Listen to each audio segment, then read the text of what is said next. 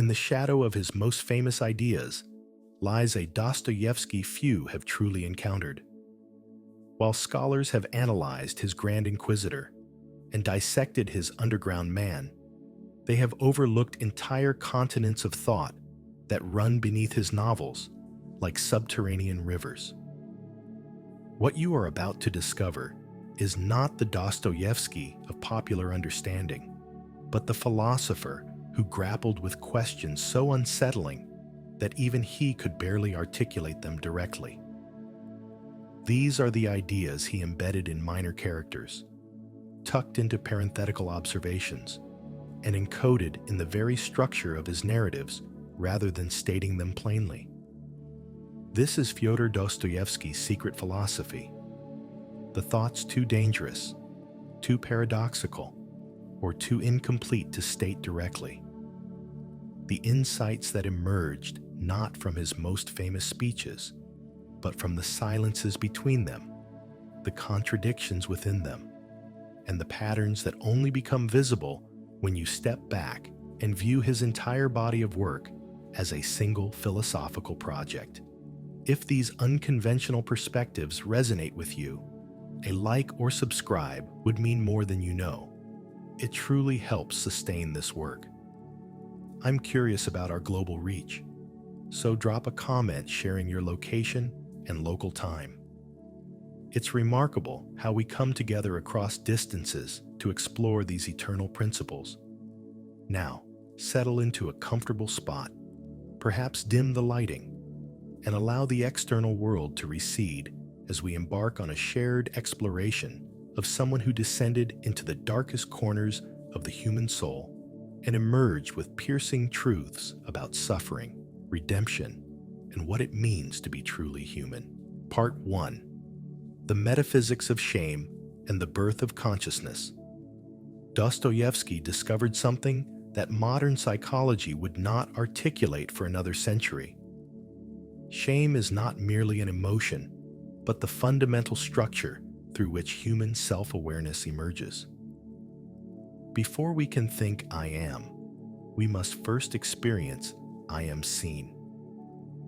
Consciousness itself is born in the moment when we become aware that we are objects of another's gaze, and this awareness is inherently shame-laden.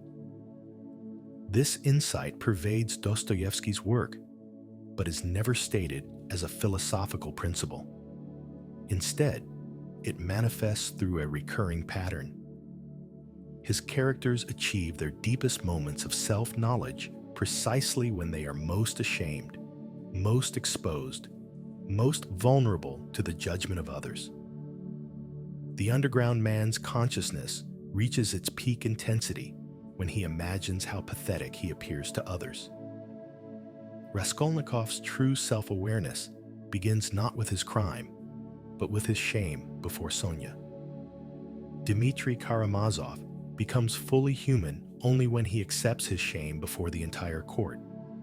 This is not accidental. Dostoevsky understood that shame performs a unique psychological function that no other emotion can replicate. Fear makes us aware of external threats. Anger makes us aware of obstacles to our will. But only shame makes us aware of ourselves as we appear to others.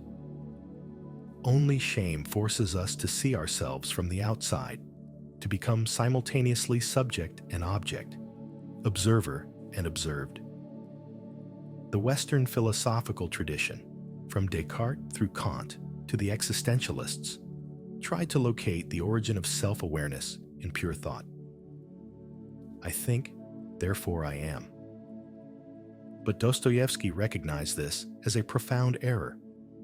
Thought alone cannot generate self-awareness because thinking is always transparent to itself. When I think, I do not observe myself thinking. I simply think. The I that thinks remains invisible to itself precisely because it is the one doing the thinking. Self-awareness requires a different structure entirely. It requires what Dostoevsky calls doubling, the capacity to see ourselves as others see us. And this capacity emerges through shame. The child who is scolded by a parent experiences perhaps their first moment of genuine self-consciousness. They do not merely feel pain or fear. They suddenly see themselves as an object that has failed to meet certain standards, an object that exists in the eyes of others. This doubling of consciousness, this ability to be simultaneously inside and outside oneself, is the birth of the human self. But Dostoevsky's insight goes deeper still. He recognized that this structure of shame-based consciousness creates a fundamental instability in human existence. Once we become aware of ourselves as objects in the eyes of others, we can never return to simple, unreflective existence. We become permanently divided against ourselves, permanently aware of the gap between who we are and who we appear to be, between our inner experience and our outer presentation. This division is the source of what Dostoevsky saw as specifically human suffering. Animals do not suffer from shame because they cannot see themselves from the outside. They experience fear, pain, and frustration, but not the peculiar agony of knowing that one is perceived, judged, and found wanting.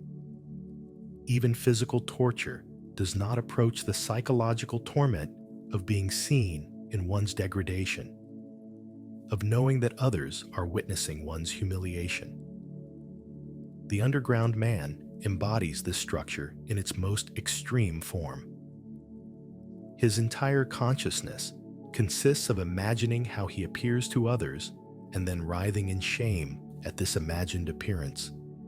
He cannot perform any action without immediately seeing it from the outside, without immediately judging it as pathetic, ridiculous, or contemptible.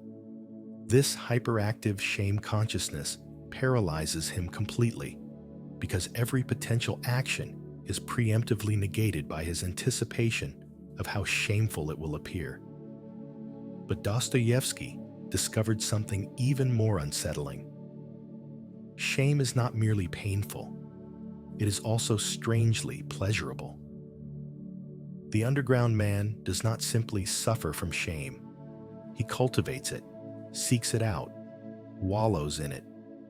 He deliberately places himself in situations where he will be humiliated because the intensity of shame consciousness makes him feel more real, more alive, more genuinely himself than any other experience. This paradox reveals something profound about the relationship between shame and identity. Because shame is the structure through which self-awareness emerges, intensified shame creates intensified self-awareness. The more ashamed we are, the more acutely conscious we become of our existence as distinct individuals. Shame, despite its pain, confirms our reality in a way that pleasure cannot. When we experience pleasure, we tend to lose ourselves, to merge with the experience. But shame always maintains the division between self and experience, between who we are and how we appear. This explains why Dostoevsky's characters so often seem to seek out degradation and humiliation. Nastasia Filipovna in The Idiot deliberately destroys herself in increasingly public ways. Fyodor Karamazov performs his buffoonery before others with a kind of desperate intensity. The underground man engineers scenarios of maximum humiliation. They are not simply masochistic. They are using shame as a tool for achieving a heightened sense of self, a more intense experience of their own existence. Dostoevsky also understood that shame has a unique temporal structure that distinguishes it from other emotions. Fear and anger are oriented toward the future, toward threats that might materialize or obstacles that must be overcome. But shame is oriented toward the past that cannot be changed. We are ashamed of what we have already done, what we have already revealed about ourselves. This backward-looking quality gives shame a peculiar weight and permanence. Moreover, shame exists in a strange relationship with memory. We cannot fully forget shameful experiences because shame itself is a form of being remembered. To be ashamed is to know that one is remembered by others in a particular way, that one's shameful action or state has been witnessed and recorded. The shame persists as long as the possibility of that memory persists. This is why public shame is so much more devastating than private failure. It is not merely that others know about our failure, but that we now exist in their memory as a shameful object, and this existence in their consciousness cannot be undone. The underground man's obsession with the officer who once moved him aside, like a piece of furniture, illustrates this perfectly.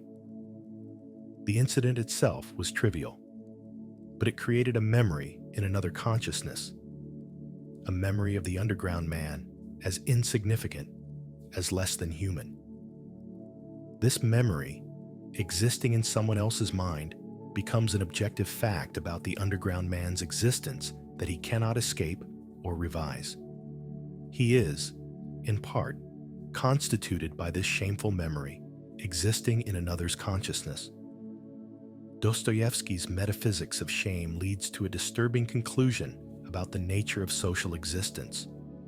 We do not simply exist alongside other people. We exist within their consciousness as images, memories, and judgments.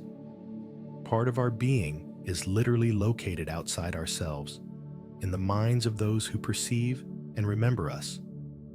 This means that our existence is never fully our own.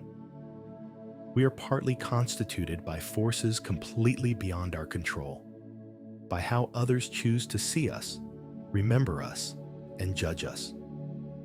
This insight explains the particular terror that runs through Dostoevsky's work. Not the fear of death or pain, but the fear of how one will be remembered, of what kind of image one will leave in the consciousness of others. Characters like Raskolnikov and Ivan Karamazov are not primarily afraid of punishment, but of the permanent stain on their existence that their actions have created. A stain that exists not just in their own memory, but in the memory of others, and ultimately in the memory of God. For Dostoevsky, God functions as the ultimate witness whose gaze cannot be escaped. If shame emerges from being seen, then God represents the possibility of being seen absolutely and completely. This is why the question of God's existence is so existentially urgent in Dostoevsky's work. It is not primarily a question about metaphysics or cosmology, but about whether there exists an ultimate consciousness before which we are completely exposed and from which no secret can be hidden. The characters who deny God are not primarily denying the existence of a cosmic engineer or first cause. They are attempting to escape from the structure of shame consciousness itself, to free themselves from the burden of being perpetually observed and judged. Even Karamazov's atheism is fundamentally a rebellion against being seen, a desperate attempt to eliminate the ultimate witness before whom all shame must be confessed. But Dostoevsky shows that this escape is impossible. Even without God, shame persists because other humans continue to serve as witnesses. And even if we could somehow eliminate all external witnesses, we cannot eliminate the internal witness, the part of ourselves that observes and judges our own actions. Once consciousness has been doubled through shame, once we have learned to see ourselves from the outside, this capacity cannot be unlearned. We carry the witness within ourselves. This leads to Dostoevsky's most profound and disturbing insight about shame. Redemption from shame cannot come through the elimination of the witness, but only through a transformation in the nature of witnessing itself. Shame is unbearable when we imagine being seen by a consciousness that judges us as fundamentally unworthy, as shameful in our very being. But shame can be transformed when we imagine being seen by a consciousness that perceives our shame but does not condemn us for it, that sees us completely but loves us anyway. This is the function of characters like Father Zosima and Sonia Marmeladova. They represent a mode of witnessing that acknowledges shame without adding to it, that sees degradation but responds with compassion rather than judgment. Their gaze does not diminish the person being seen, but somehow restores them, not by denying their shame, but by accepting them in their shame. Prince Mishkin embodies this principle most completely. His gaze is described repeatedly as unusual, penetrating, and yet completely free of judgment. When he looks at Nastasia Filipovna, he sees all her shame, all her degradation, but his seeing does not add to her shame. Instead, it offers the possibility of being seen completely without being diminished by that seeing. This is why his presence is simultaneously comforting and terrifying to other characters.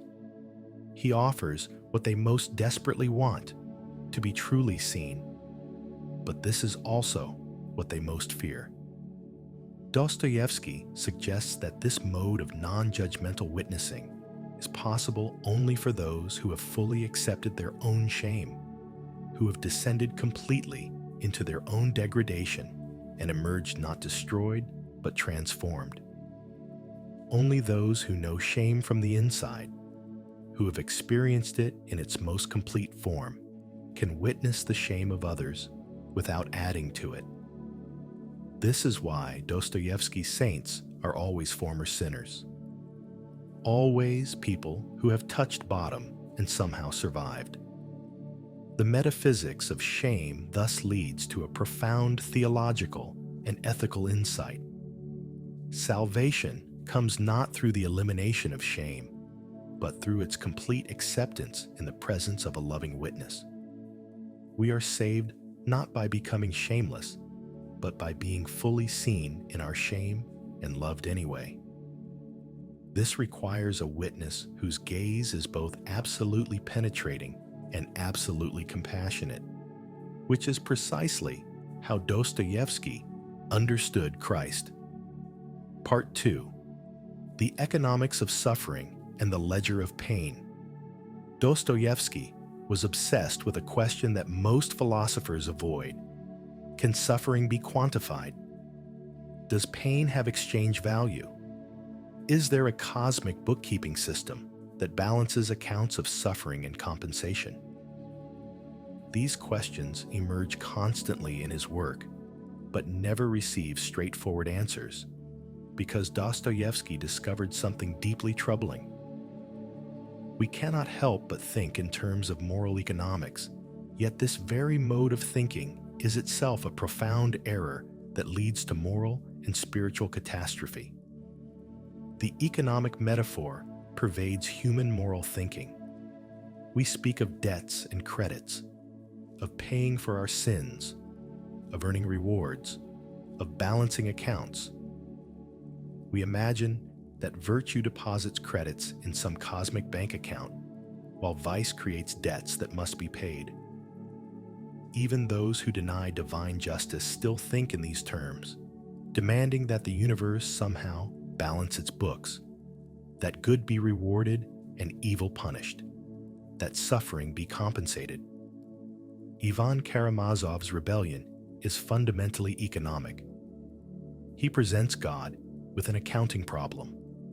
How can any amount of future happiness possibly balance the ledger against the suffering of innocent children? Even if heaven exists, and even if all victims eventually receive infinite compensation, the books can never be balanced because the original suffering remains an indelible entry on the debit side. No amount of credit can erase that debt. But Dostoevsky recognized that this entire mode of thinking is itself the problem. The economic model of morality is not merely inadequate. It is actively poisonous to genuine moral and spiritual life. When we think of suffering in terms of debts and credits, of balances and compensations, we transform suffering into a currency that can be used, traded, and manipulated.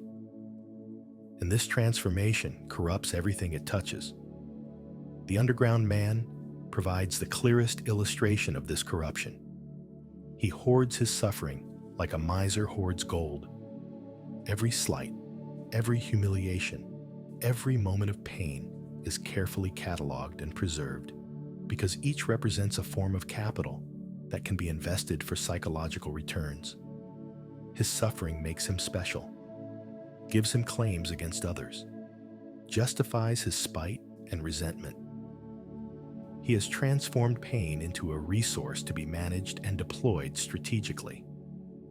This economic relationship to suffering appears throughout Dostoevsky's work in increasingly disturbing forms.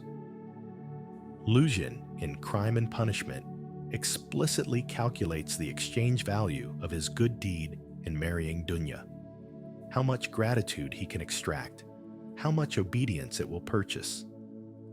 Fyodor Karamazov trades on his status as a wronged husband to justify his debauchery. The revolutionaries in Demons use the suffering of the masses as currency to purchase their own sense of significance and moral superiority. Even characters who appear sympathetic fall into this trap. Marmeladov, in Crime and Punishment, performs his degradation publicly because he has discovered that suffering can be converted into attention, pity, and a kind of perverse significance. His poverty and alcoholism give him a story to tell, a tragedy to star in, a way of being important. He has learned to monetize his misery.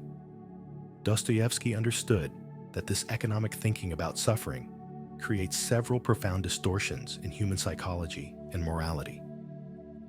First, it creates an incentive to preserve and even cultivate suffering rather than reduce it. If suffering is capital, then reducing suffering means reducing one's wealth. The underground man cannot allow himself to be happy because happiness would bankrupt him, would eliminate the source of his psychological income.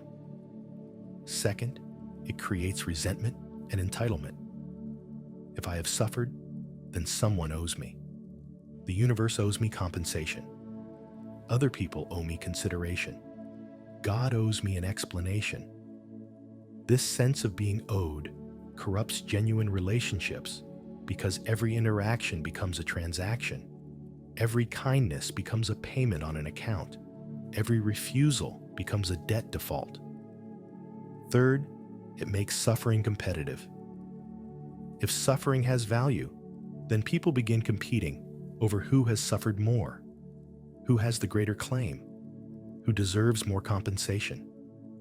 The perverse result is that people begin to cherish and exaggerate their suffering, to resent others who might have suffered more, to dismiss or minimize pain that doesn't serve their accounts. Dostoevsky saw this competitive suffering as particularly destructive in political and social movements. Revolutionary ideologies often amount to competing claims about whose suffering matters most, whose debts need to be paid first, whose accounts require the most urgent balancing. The result is endless conflict as different groups leverage their collective suffering against each other, each claiming that their pain gives them special privileges or exemptions from moral obligations. But the deepest problem with the economic model of suffering is theological. When we think of suffering in economic terms, we transform God into a cosmic accountant who must balance the books. This leads inevitably either to theodicy, elaborate explanations for why the accounts are actually balanced even though they appear not to be, or to Ivan's rebellion against a God who runs the universe like a corrupt business where children's tears are treated as acceptable operating expenses. Dostoevsky presents a radically different possibility through characters like Father Zosima and Alyosha. What if suffering has no exchange value at all? What if it cannot be quantified, balanced, or compensated? What if the entire economic model is a category error, an attempt to apply commercial logic to something that exists in a completely different register? This possibility is terrifying because it undermines our fundamental sense of cosmic justice. If suffering has no exchange value, then no amount of future happiness can balance past pain. No punishment can truly pay for crime. No reward can truly compensate for virtue. The universe is not a business, and God is not an accountant. But this seemingly nihilistic conclusion leads to something unexpected. If suffering cannot be traded, balanced, or compensated, then the only possible response to suffering is to simply bear it, not strategically, not with an eye toward future compensation, but as an irreducible fact that must be accepted without calculation. This is what Dostoevsky means by active love, a form of response to suffering that refuses economic logic entirely.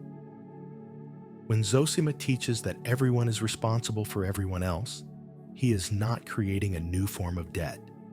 He is trying to move beyond the entire framework of debt and credit towards something more like participation or solidarity. We do not owe each other in the sense of having debts to pay.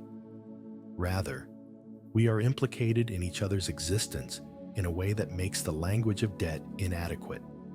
Sonia Marmeladova embodies this non-economic response to suffering. She does not help her family in order to balance accounts or earn rewards. She does not preserve her suffering as capital to be invested. She simply bears what must be borne, loves those who need love, and accepts her degradation without trying to convert it into leverage or justification.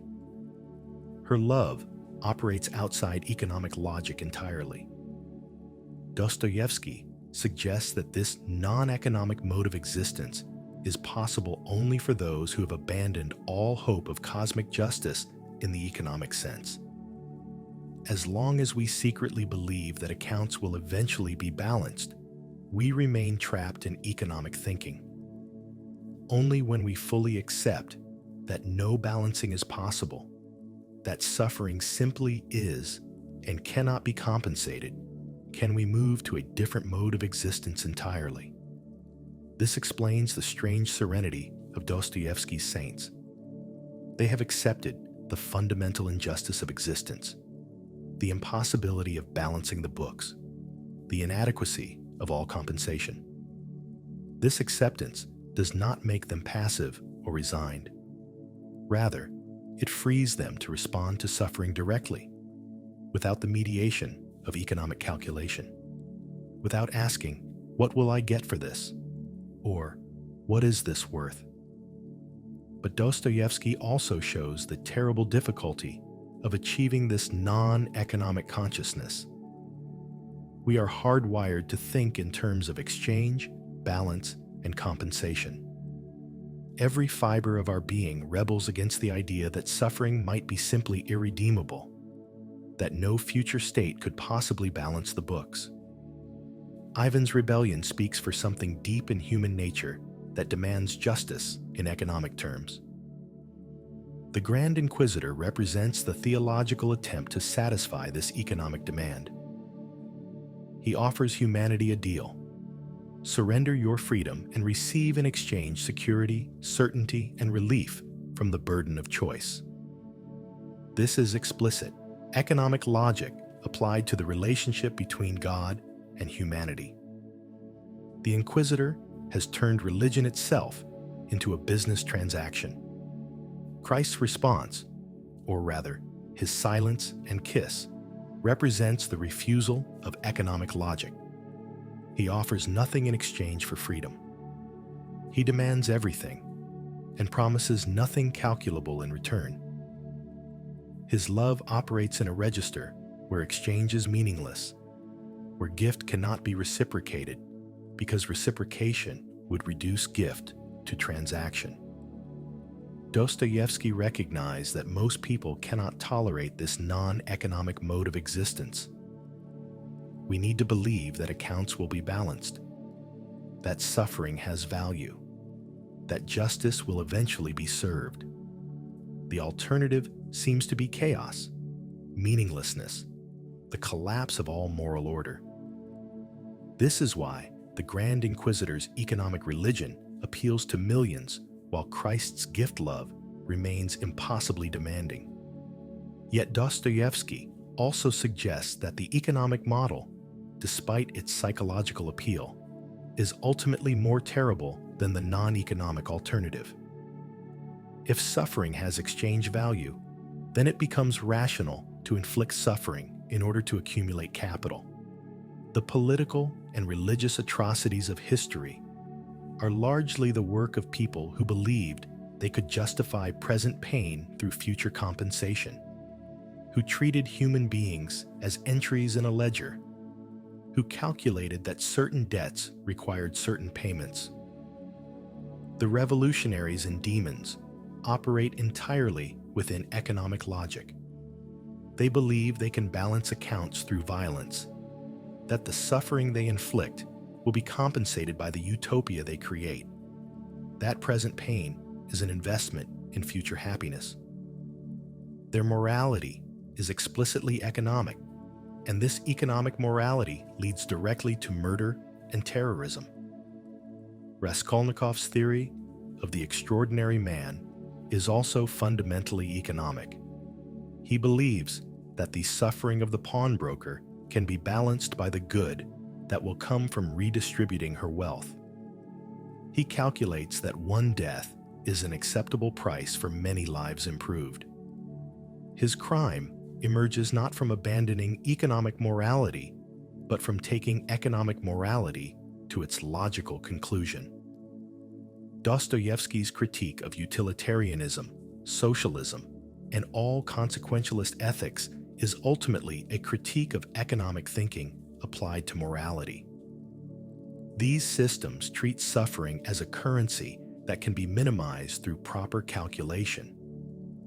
But the attempt to minimize suffering through calculation inevitably leads to the instrumentalization of persons, to treating some people's pain as acceptable costs in the pursuit of others' happiness. The only escape from this trap is to abandon economic thinking entirely, to accept that suffering cannot be quantified or balanced, that persons cannot be treated as entries in a ledger, that some things are simply incommensurable with calculation. But this requires a leap of faith that most humans cannot make, a willingness to live in a universe where accounts are never balanced and justice in the economic sense never arrives. Part 3. The hierarchy of lies and the structure of self-deception. Those who are certain of their own motivations, who take their self-understanding at face value, who do not suspect the layers of deception beneath their conscious awareness. These are the dangerous ones, the ones capable of committing atrocities with clean consciences, the ones who can destroy lives while believing themselves to be heroes. Dostoevsky's most self-aware characters are precisely those who are paralyzed by doubt about their own sincerity. The underground man cannot act because he cannot trust any of his own impulses.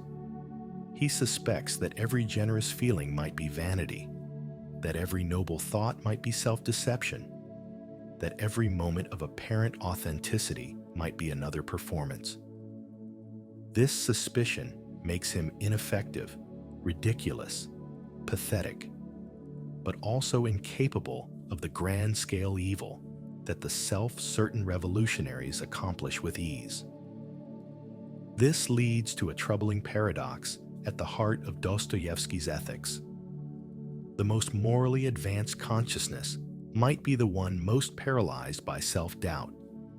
While the capacity for effective action seems to require a degree of self-deception that is ethically problematic, we need to believe in ourselves, in our motivations, in the rightness of our actions in order to act at all.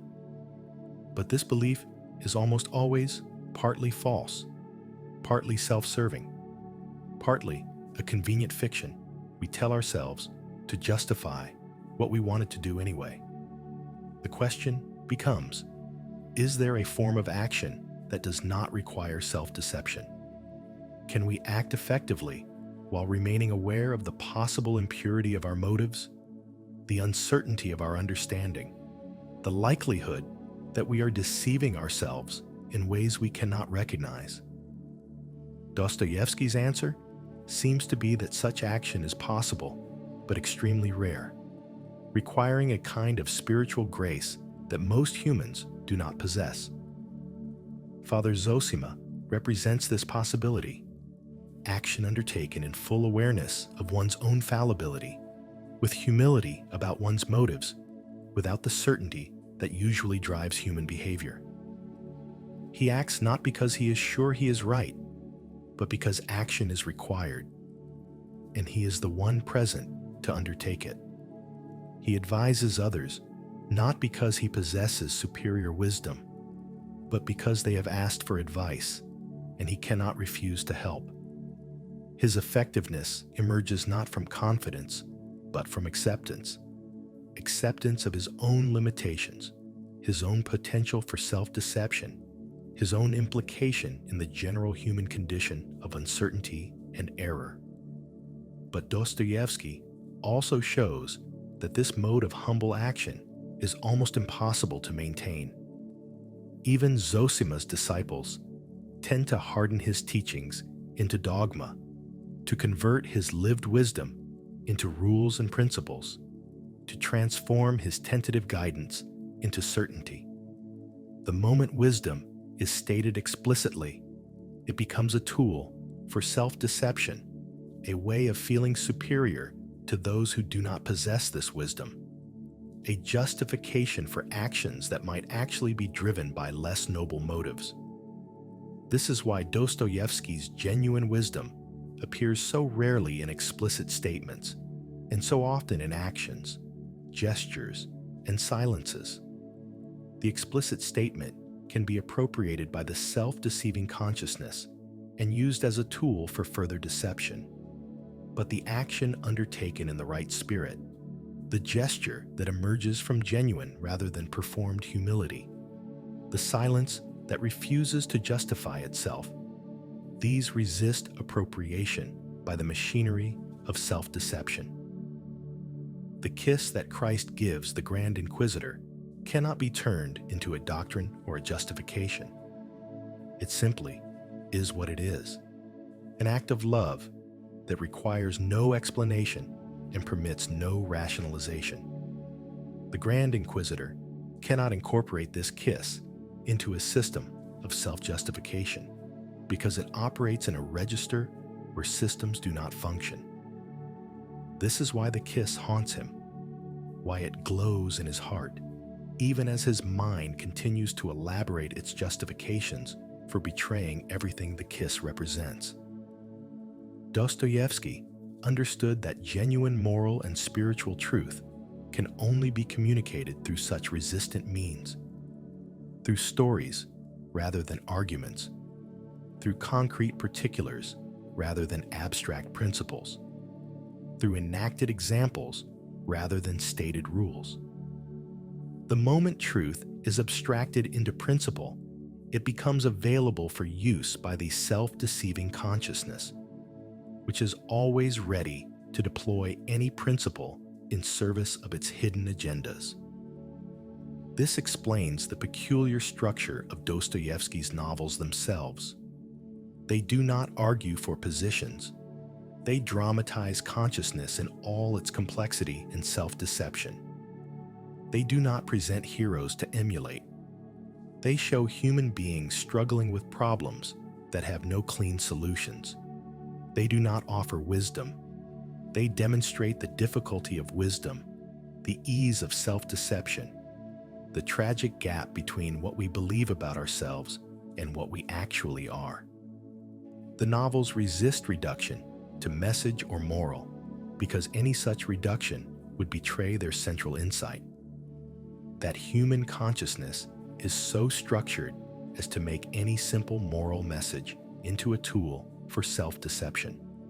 The reader who extracts a clear moral from crime and punishment has missed the point entirely. The point is not that murder is wrong or that suffering leads to redemption. The point is that even these apparently simple truths become complicated when we examine the actual workings of human consciousness. When we trace the ways that noble principles serve ignoble purposes, when we recognize the infinite regress of self-justification that characterizes human thought. Yet Dostoevsky also suggests that there is something redemptive about the very process of exposing self-deception, even if this exposure cannot eliminate self-deception entirely. To see that we are lying to ourselves, even if we continue to lie, is different from lying unconsciously. To suspect our own motives, even if we cannot fully know them, is different from taking them at face value. To recognize the gap between what we believe about ourselves and what we might actually be is itself a form of progress, even if it does not close the gap. This is why Dostoevsky's novels have such a peculiar effect on thoughtful readers. They do not make us better people in any simple sense. They do not provide us with wisdom we can apply directly to our lives. But they do make us more suspicious of ourselves, more aware of the ways we might be deceiving ourselves, more humble about our own self-understanding. This enhanced suspicion might not improve our behavior, but it does change our relationship to our behavior. We act, but we act with doubt. We believe, but we believe with awareness that our belief might be serving purposes we do not recognize. Dostoevsky called this state of enhanced self-suspicion a form of suffering, and it is. It is painful to doubt oneself constantly, to suspect that one's noblest impulses might be vanity, to recognize that even this very suspicion might be another layer of self-deception. But he also suggested that this suffering has a purifying effect, that it burns away at least some of the protective layers of illusion that allow us to feel good about ourselves while doing harm to others. The underground man suffers intensely from this doubt about his own sincerity, but his suffering makes him incapable of the easy cruelties that more self-certain people commit without hesitation. He knows too much about his own capacity for self-deception to believe fully in any of his own justifications. This knowledge does not make him good. He is petty, spiteful, and cruel in small ways, but it does prevent him from becoming grandly evil in the way that ideologues and true believers can be. Part 4. The Metaphysics of Freedom and the Burden of Possibility. Dostoevsky discovered something that would not be fully articulated in Western philosophy until Sartre and the existentialists, that human freedom is not primarily a capacity we exercise, but a burden we bear, not a gift, but a curse from which we desperately seek escape. But Dostoevsky went further than the existentialists. He recognized that the burden of freedom is not merely the anxiety of choice, but something more fundamental and more terrifying: the recognition that we are responsible for creating meaning in a universe that offers no guidance, that we must choose our own values in the absence of any objective ground for choice, and that this necessity is something we cannot escape, even through the most elaborate forms of self-deception. The underground man articulates this terror more clearly than any other character in literature. I swear to you, gentlemen, that to be overly conscious is a disease, a real, thorough disease. What makes consciousness a disease is not merely that it allows us to see too much, but that it confronts us with the fundamental groundlessness of all our choices, the arbitrariness of all our values, the absence of any necessity in our actions beyond the brute fact that we must act. When the underground man declares that 2 times 2 equals 4 is a principle of death, he is not merely being perverse or paradoxical. He is recognizing that mathematical necessity offers the comfort of determinacy, of having one's choices made by external necessity, of being freed from the burden of choosing freely. If everything were determined by logical or natural law, then we would bear no responsibility for our actions, no burden of justifying our choices, no anxiety about having chosen wrongly when we might have chosen differently. But human existence offers no such comfort. We are condemned to choose without sufficient reason for choosing, to act without adequate grounds for action, to commit ourselves to values without any objective basis for preferring one value to another. This is the real meaning of the formula that the underground man rejects, not the specific utilitarian calculus of the radicals, but any system whatsoever that would eliminate the necessity of groundless choice by deriving action from principle, choice from calculation, value from fact. Dostoevsky understood that this burden of groundless freedom is so intolerable that human beings will do almost anything to escape it. We create elaborate systems of justification. We bow before authorities who will tell us what to do. We convince ourselves that our choices are determined by circumstances, or nature, or logic. We reduce ourselves to mechanisms that simply respond to inputs according to rules. Anything rather than face the abyss of pure possibility, the vertigo of freedom without foundation. The Grand Inquisitor's entire system is designed to relieve humanity of this burden. He offers certainty in place of doubt, authority in place of autonomous choice, necessity in place of freedom. And the terrible truth that Dostoevsky forces us to confront is that the Inquisitor is right about what humanity wants. Given the choice between freedom and security, between the burden of groundless choice and the comfort of obedience, most people will choose obedience. They will choose it gladly, with relief, with gratitude toward the authority that lifts from them the intolerable weight of freedom. But Dostoevsky also shows that this escape from freedom is illusory. Even in obeying, we are choosing to obey. Even in submitting to authority, we are choosing to submit. Even in convincing ourselves that our actions are determined by forces beyond our control, we are choosing to adopt this belief. Freedom cannot be escaped because the attempt to escape it is itself an exercise of freedom.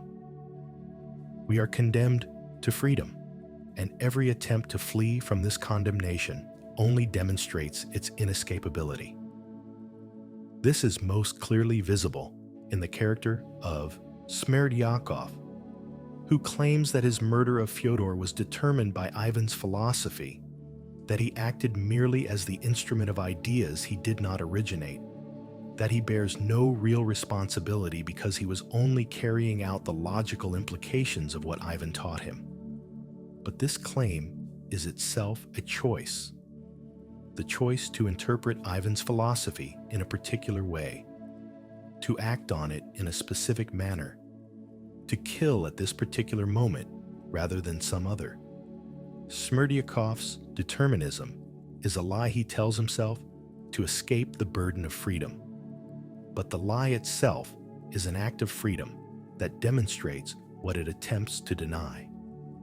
Dostoevsky recognized that this inescapability of freedom creates a peculiar form of anguish that is distinctively human.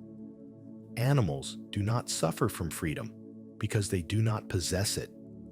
Their behavior is determined by instinct and circumstance. But humans are cursed with the capacity to act otherwise, to imagine alternative possibilities, to recognize that what is did not have to be, and that what will be depends on choices not yet made. This recognition is the source of specifically human anxiety, not the fear of particular outcomes, but the vertigo of possibility itself, the awareness that nothing is necessary, that everything could be different, that we are responsible for making it be one way rather than another, without any ultimate ground for our making. The burden of freedom becomes particularly acute in moral decision-making, when we must choose between values that are genuinely incommensurable, between justice and mercy, between duty and love, between the good of one person and the good of another. We are forced to confront the groundlessness of choice. There is no algorithm that can tell us which value should take precedence. There is no principle from which the right action can be deduced. We must simply choose. And in choosing, we take responsibility for bringing into existence one possibility rather than another, for making the world be this way rather than that way, without any ultimate justification for our choice. Raskolnikov faces this burden and attempts to escape it through his theory of the extraordinary man. If some people are permitted to transgress ordinary morality in service of higher purposes, then their transgressions are justified by this higher purpose, determined by this necessity, freed from the burden of groundless choice. The extraordinary man does not choose arbitrarily. He acts from necessity, from the requirements of his historical role, from the logic of his superior nature. His crime is not really a crime because it was necessary for reasons beyond his arbitrary will. But the novel systematically destroys this escape from freedom. Raskolnikov's crime was not necessary. It was not determined by his nature or his historical role. It was not required by any higher purpose. It was simply a choice he made, a possibility he actualized, an action he performed without adequate ground.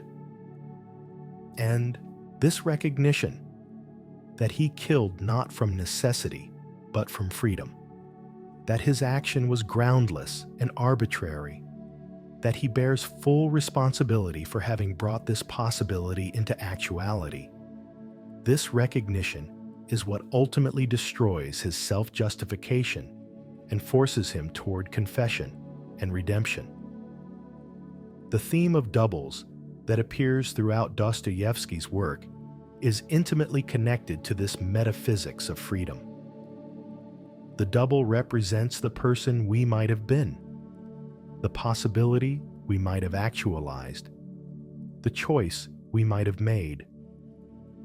When Raskolnikov encounters Svidrigailov, he is confronting an alternative version of himself, someone who pursued the logic of transgression to its ultimate conclusion without the moral scruples that held Raskolnikov back.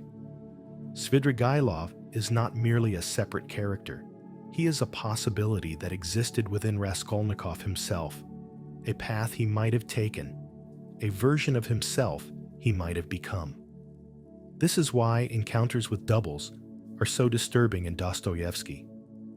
They force characters to confront the contingency of their own identity, the recognition that who they are is not necessary but arbitrary, that they might have been someone completely different, that the boundary between self and other is less stable than we imagine. The double reveals that the self is not a fixed essence, but a possibility, that has been actualized among many other possibilities that remain as ghostly alternatives, haunting us with the recognition of paths not taken, choices not made, persons not become. Dostoevsky understood that this recognition of the contingency of identity is deeply threatening to our sense of selfhood. We want to believe that we are who we necessarily are, that our identity flows from some essential core, that we could not have been significantly different than we are. But the existence of the double forces us to acknowledge that our identity is a choice, that we have made ourselves through a series of arbitrary decisions, that we bear responsibility for being who we are rather than someone else. This is particularly evident in Ivan Karamazov's Devil, who is explicitly presented as an aspect of Ivan himself, a possibility within Ivan that has been externalized and given independent existence. The devil represents the nihilistic implications of Ivan's philosophy, the logical conclusions he has not fully accepted, the person he might become if he pursues his ideas to their ultimate end. But the devil is not simply an external threat. He is Ivan himself, or rather, a possible version of Ivan that exists as a potentiality within the actual Ivan. The horror of Ivan's encounter with the devil is not that he is confronted by something alien, but that he is confronted by something intimately familiar, something that is himself while not being himself, something that he recognizes as his own possibility while desperately trying to deny this recognition. The devil is the freedom within Ivan that he cannot escape, the possibility that he might become this, the recognition that the boundary between who he is and who he might become is terrifyingly thin. Dostoevsky's metaphysics of freedom leads to a disturbing conclusion about moral responsibility. If we are free in this radical sense, if our actions do not flow from a fixed nature or determined essence, but from groundless choice among possibilities, then we cannot escape responsibility by appealing to our character, our circumstances, or our beliefs. We cannot say, "I did it because that's who I am," because who we are is itself something we have chosen to be. We cannot say, "I had no choice," because even the most constrained situation still offers the possibility of choosing how to respond to that constraint. This absolute responsibility is what makes freedom such a burden. We would prefer to believe that our actions flow necessarily from our character, that we do what we do because we are who we are, that we bear only partial responsibility for what we cannot help. But Dostoevsky's metaphysics eliminates this escape. We are responsible not merely for what we do, but for who we are, not merely for our actions, but for our nature, not merely for our choices, but for the values by which we choose. Yet Dostoevsky also recognized that this absolute responsibility creates a paradox. If we are responsible for our character, then we must have had a character by which to choose our character. If we choose our values, then we must have had values by which to choose our values. The ground of responsibility seems to require an infinite regress, a self-creating self that creates itself before it exists to do the creating. This paradox haunted Dostoevsky throughout his work. How can we be responsible for what we are if what we are is something we must already be in order to make ourselves be it? How can we choose our fundamental orientation toward existence if every choice requires a prior orientation by which to choose? How can we create ourselves if the self that creates must already exist prior to its creation? Dostoevsky's answer, implicit throughout his work but never stated directly, is that freedom and determinism are not mutually exclusive but interpenetrating. we are free. But our freedom is always exercised within constraints we did not choose. We are determined, but we determine ourselves through how we respond to this determination.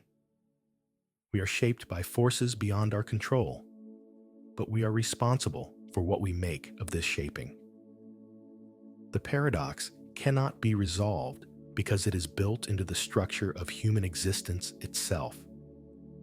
This interpenetration of freedom and necessity appears most clearly in Dostoevsky's treatment of religious conversion and redemption. Characters like Raskolnikov do not simply choose to repent through an act of pure will. They are brought to repentance by forces largely beyond their control, by the accumulation of suffering, by the patience of those who love them, by circumstances that strip away their defenses, by grace that operates in ways they do not understand. Yet they are also choosing to accept this transformation, choosing to open themselves to forces that might transform them, choosing to surrender their will to something beyond their will. The moment of Raskolnikov's conversion is described in deliberately ambiguous terms. Did he choose to confess, or was he compelled to confess by forces he could not resist? Did he transform himself, or was he transformed by something beyond himself? The novel refuses to resolve this ambiguity because the ambiguity itself is the point. Redemption is neither purely voluntary nor purely compelled. It occurs at the intersection of freedom and grace, choice and necessity, will and surrender. This is why Dostoevsky's vision of freedom is ultimately theological rather than purely philosophical. The burden of absolute freedom is intolerable. It crushes those who attempt to bear it alone. Ivan Karamazov goes mad precisely because he tries to sustain absolute freedom without any ground or support beyond his own will. The underground man is paralyzed because he recognizes the groundlessness of all his choices and can find no basis for choosing one possibility over another.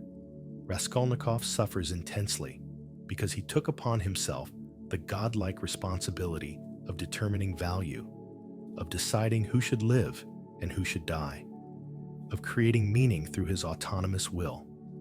The only escape from this burden is not to deny freedom, but to situate it within a larger context that provides a ground for choice without eliminating choice.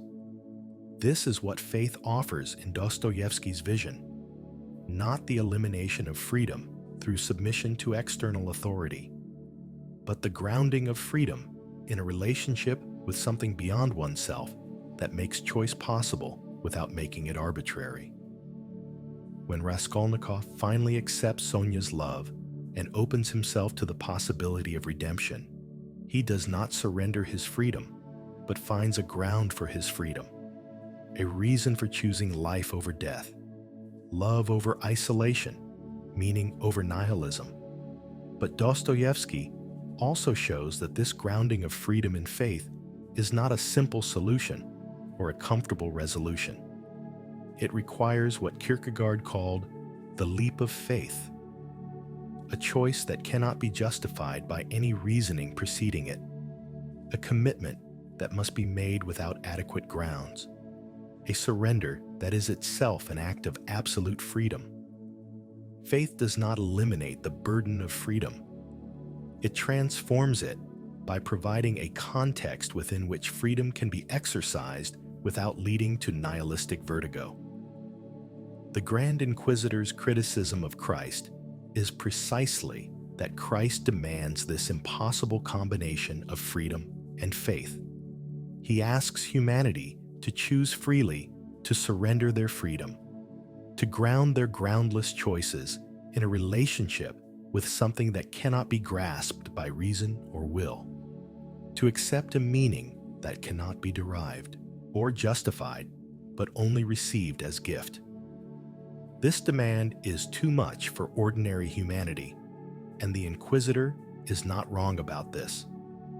Most people cannot sustain this paradoxical stance of freely choosing to ground their freedom in something beyond freedom.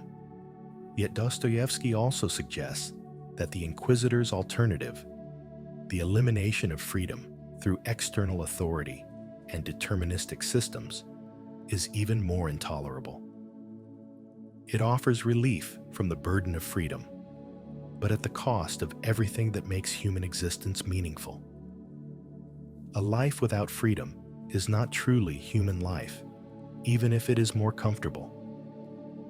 The burden of freedom is the price of being human, and any attempt to escape this burden through deterministic systems or authoritarian submission is ultimately a denial of humanity itself. This leads to Dostoevsky's final insight about freedom, that it is not something we can choose to have or not have, but the inescapable condition of human existence itself. We are condemned to be free, and this condemnation is not something we can escape through any system, belief, or self-deception. Even the attempt to escape freedom is an exercise of freedom. Even the denial of responsibility is a responsible act. Even the submission to determinism is a free choice. The question, then, is not whether we are free, but what we will do with our freedom. Not whether we bear responsibility, but how we will bear it. Not whether we must choose our values, but what values we will choose. And these questions admit of no final answers, no ultimate solutions, no comfortable resolutions. They are questions that each individual must answer for themselves, in their own particular circumstances, with full awareness that their answers are groundless and that they bear absolute responsibility for the answers they give. Part 5. The Topology of Evil and the Architecture of Moral Collapse. Dostoevsky discovered what might be called the topological structure of evil, the way that moral deterioration follows predictable patterns, creating pathways and channels through which individuals and societies flow toward catastrophe. Evil is not random or chaotic. It has a structure, a geometry, a logic. Once certain initial steps are taken, subsequent steps become not merely possible, but nearly inevitable, not because they are determined by external forces, but because they are implied by the internal logic of choices already made. This is not the familiar idea of the slippery slope, which suggests that small moral compromises lead gradually to larger ones through a process of habituation or desensitization. Dostoevsky's insight is more complex and more disturbing. He recognized that certain ideas, certain choices, certain initial orientations toward existence contain within themselves entire worlds of implication that unfold according to an internal necessity. To accept premise A is to already, implicitly, accept conclusions B through Z, even if one is not yet consciously aware of these implications and would sincerely reject them if presented explicitly. Raskolnikov's crime is the paradigmatic example. His theory of the extraordinary man seems initially to be merely an abstract philosophical speculation, a thought experiment about the grounds of moral obligation. He does not consciously decide, "I will commit murder." Rather, he accepts a certain principle about the relationship between individual will and moral law. But this principle contains murder within it as an implicit possibility, as something that follows logically, even if not consciously, as a conclusion that is already present in the premise even before it has been explicitly derived. This is why Raskolnikov experiences the murder as something that happens to him rather than something he actively chooses. He describes himself as being drawn toward it, compelled by it, unable to resist it, despite his conscious reluctance. This is not weakness of will or psychological compulsion in the ordinary sense.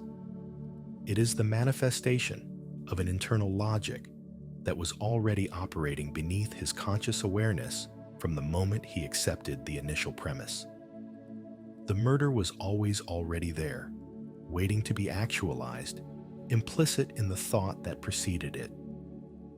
Dostoevsky understood that this topological structure of evil creates a terrifying problem for moral philosophy. We cannot simply evaluate actions in isolation or judge choices on their apparent content. We must also understand the logical space that an idea or choice opens up, the pathways it creates, the implications it sets in motion, even if these implications are not yet conscious or actualized. Some thoughts are dangerous, not because of what they explicitly state, but because of what they implicitly enable, not because of their surface content, but because of their deep structure. This insight explains Dostoevsky's fierce opposition to certain forms of philosophical and political thought. He saw ideas like utilitarianism, rational egoism, and revolutionary socialism not merely as incorrect, but as structurally evil, as creating topological spaces within which atrocity becomes not merely possible, but logically inevitable. These systems of thought contain violence within them as an implicit conclusion, as something that follows from their premises, even if their proponents sincerely reject violence and believe their ideas serve humanitarian purposes. The radicals in Crime and Punishment and Demons are not hypocrites who cynically use noble ideas to justify base actions. They are true believers who have accepted premises that contain within them conclusions they have not yet recognized. They genuinely want to help humanity, to reduce suffering, to create a more just society. But the ideas they have accepted, that individual persons can be sacrificed for collective benefit, that the end justifies the means, that present suffering can be balanced by future happiness. These ideas contain within them the logic of mass murder, even though the radicals would be horrified if this implication were presented to them explicitly. Dostoevsky shows this most clearly through Pyotr Verkovensky in Demons, who is not a monster, but a logical conclusion. His willingness to murder, manipulate, and destroy flows necessarily from premises that his fellow conspirators share, but have not thought through to their ultimate implications. He is not introducing something foreign to their ideology, but merely actualizing what was always already present within it. He is the endpoint of a path that the others have already started down, the explicit statement of what they have accepted implicitly. This is why Dostoevsky considered ideas to be so dangerous, and why he insisted on holding intellectuals responsible not merely for what they explicitly advocate, but for the logical implications of their thought, even if they themselves do not recognize or accept these implications.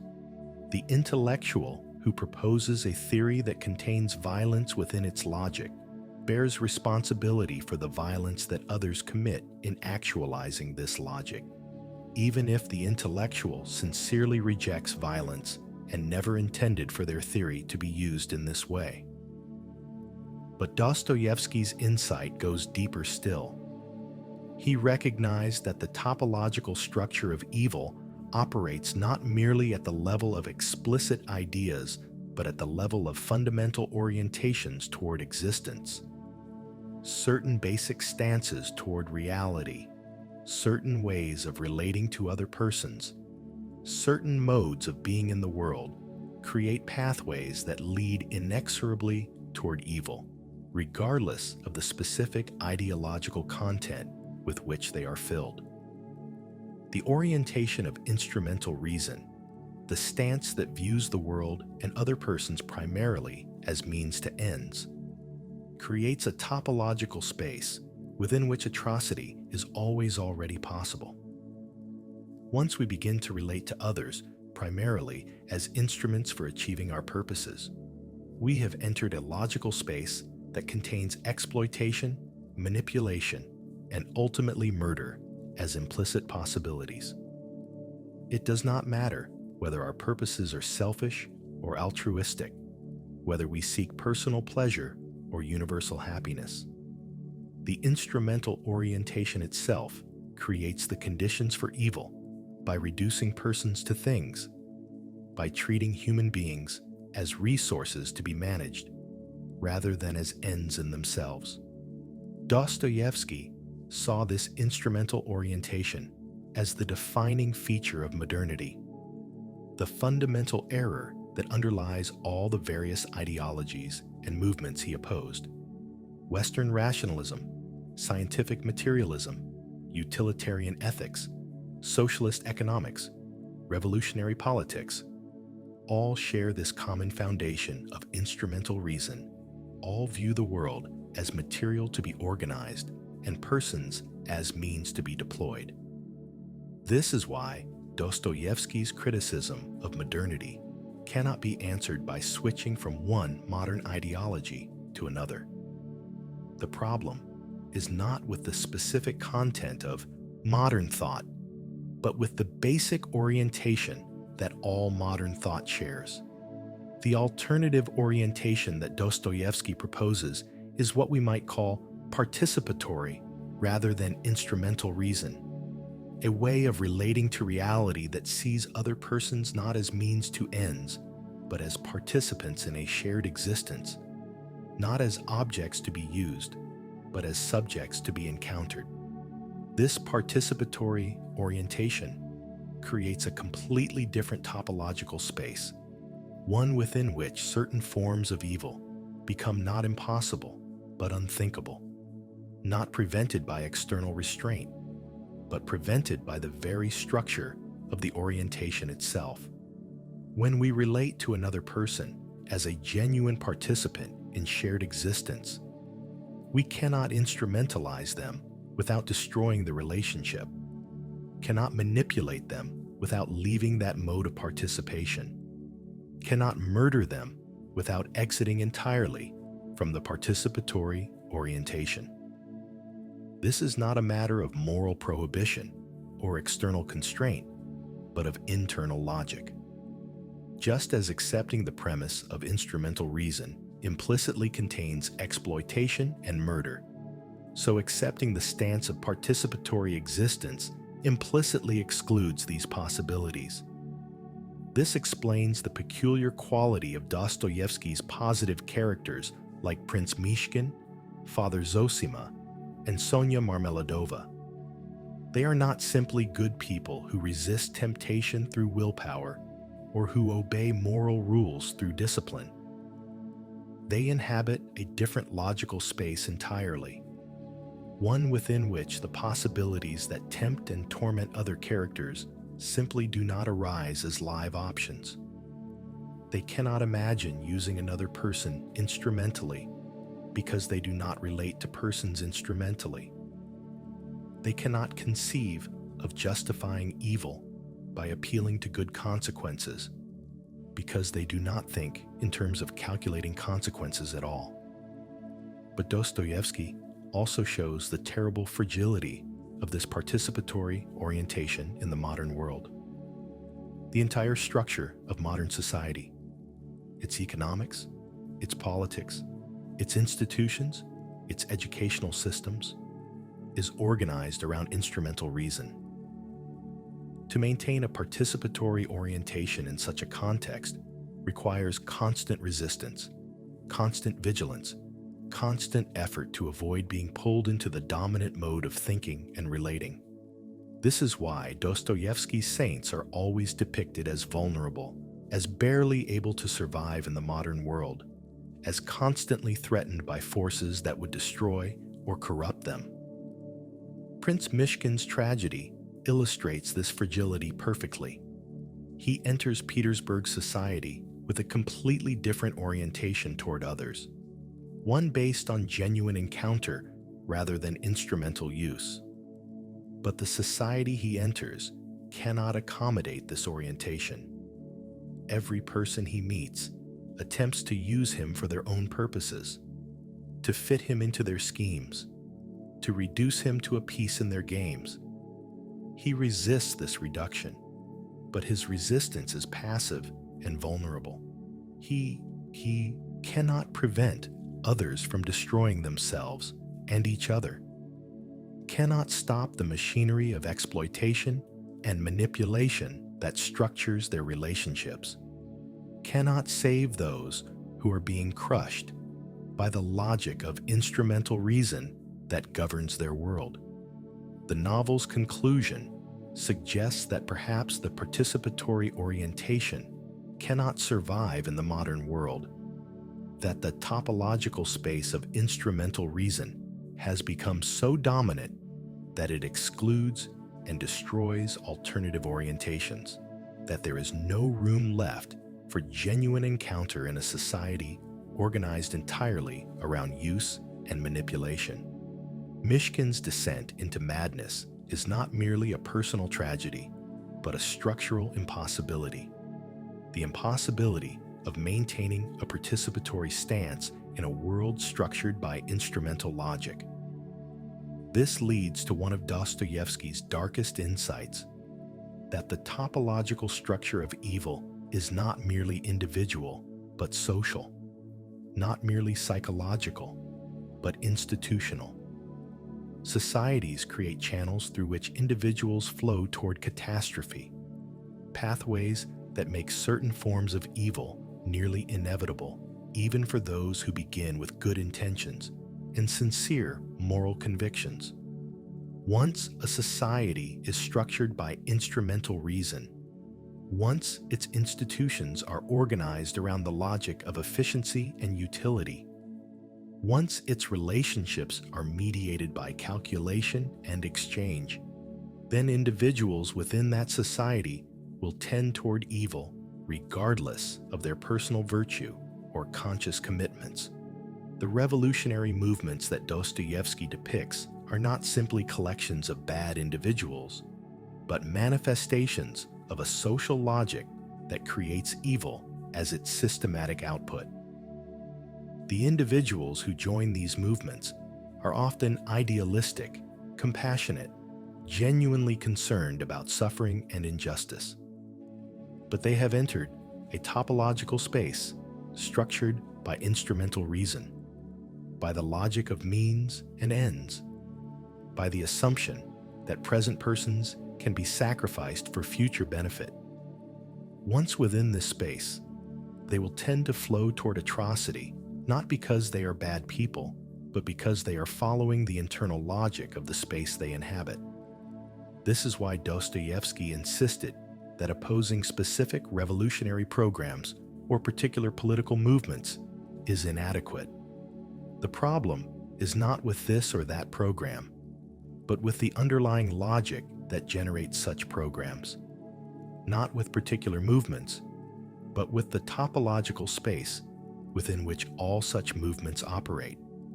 To genuinely oppose the evil that these movements produce, one must oppose the fundamental orientation that structures them, must exit entirely from the logical space of instrumental reason and enter a different space organized by different principles.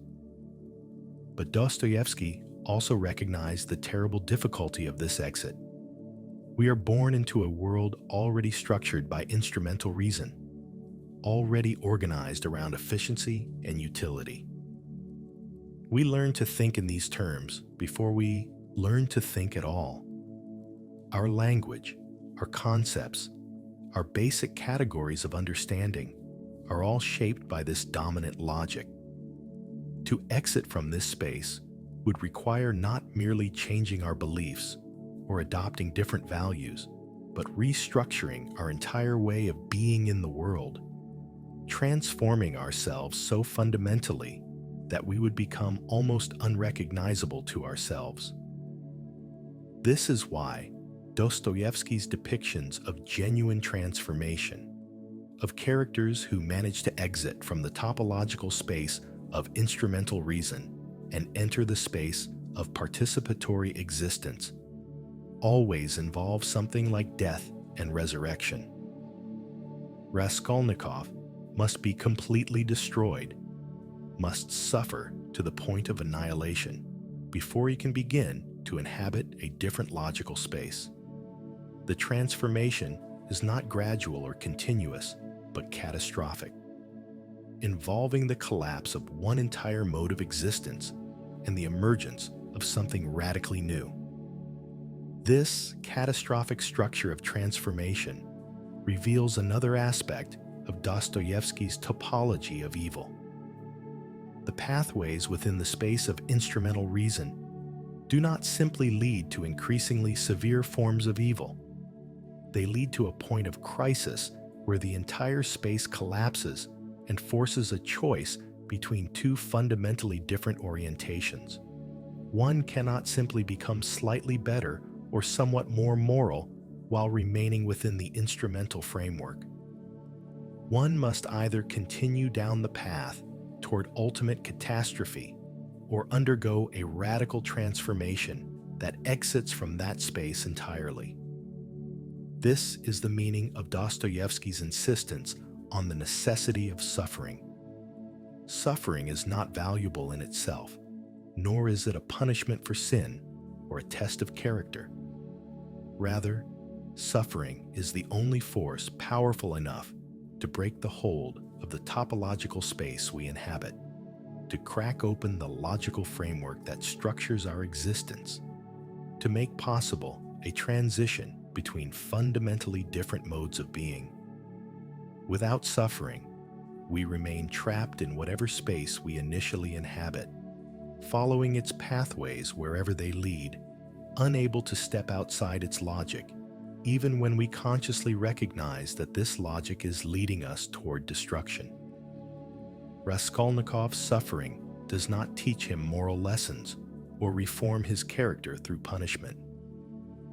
It destroys the entire framework within which his crime was possible, makes untenable the assumptions that made murder thinkable, collapses the logical space of extraordinary individualism, and forces him into a completely different orientation toward existence. The suffering is not pedagogical, but ontological. It changes not what he knows, but what he is. Not his beliefs, but his being. Dostoevsky understood that this makes suffering both necessary and terrible.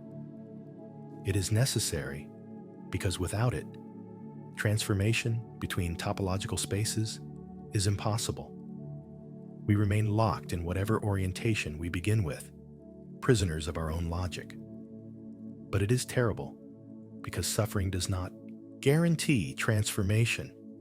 It only makes it possible. Many characters in Dostoevsky suffer intensely without being transformed, remaining trapped in their original orientation, even as it destroys them. Suffering opens a door, but walking through that door requires something else, something Dostoevsky calls grace, but never fully explains. The topology of evil thus reveals itself to be not merely a structure of moral deterioration, but a structure of ontological possibility. The spaces we inhabit determine what choices are available to us, what actions become thinkable, what forms of life become possible. To change our possibilities requires not merely choosing differently within our current space, but transitioning to a different space with a different structure of possibility. And such transitions require crisis, suffering, the collapse of the familiar framework that has structured our existence. This insight explains why Dostoevsky's novels so often center on moments of crisis and catastrophe. These are not simply dramatic devices or narrative climaxes, but the only moments when genuine transformation becomes possible, when the topological space can shift, when a character can move from one fundamental orientation to another. The murders, scandals, confrontations, and breakdowns that structure the plots are necessary conditions for the ontological transformations that constitute the novel's real action. It also explains Dostoevsky's suspicion of gradual reform, progressive improvement, and evolutionary moral development. These approaches assume that we can become better while remaining within the same basic framework, that we can slowly modify our orientation without undergoing catastrophic transformation. But if the topological insight is correct, then such gradualism is illusory. We can make incremental adjustments within a given space, but these adjustments do not address the fundamental structure of the space itself. To change the structure requires crisis, not gradual improvement. This is why Dostoevsky was so opposed to Western liberalism and progressive politics, despite sharing many of their humanitarian goals. He saw these movements as attempting to address problems that are fundamentally topological through means that remain within the same topological space as the problems themselves. They try to reduce suffering through better organization, more efficient institutions, more rational policies. But all of this remains within the framework of instrumental reason, the very framework that generates the suffering they seek to address. The topology of evil also reveals why certain forms of moral education are not merely inadequate, but actively harmful. When we teach people to be moral by giving them rules to follow, principles to apply, or consequences to calculate, we are training them to navigate within the topological space of instrumental reason. We are not helping them exit from this space. We are making them more sophisticated operators within it. Such education can produce people who are very good at following rules and calculating consequences, but remain entirely within the orientation that makes genuine evil possible. Dostoevsky suggests that genuine moral education, if such a thing is possible, must work at the level of fundamental orientation rather than explicit principles. It must somehow induce or facilitate the transition from instrumental to participatory existence, from using others to encountering them, from calculating to participating. But he also shows that such education is extraordinarily difficult, perhaps impossible through conventional pedagogical means. The transformation cannot be taught as content or trained as skill. It must somehow be catalyzed through encounter with persons who already inhabit the different space. This is the function of characters like Father Zosima in the lives of other characters. He does not teach moral rules or philosophical principles. He simply embodies a different orientation, inhabits a different topological space, and somehow his presence makes it possible for others to glimpse this space and perhaps to enter it themselves.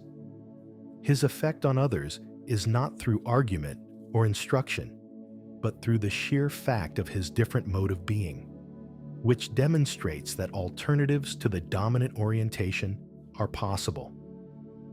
But Dostoevsky also shows how fragile and uncertain this catalytic effect is. Most people who encounter Zosima or Mishkin do not undergo transformation.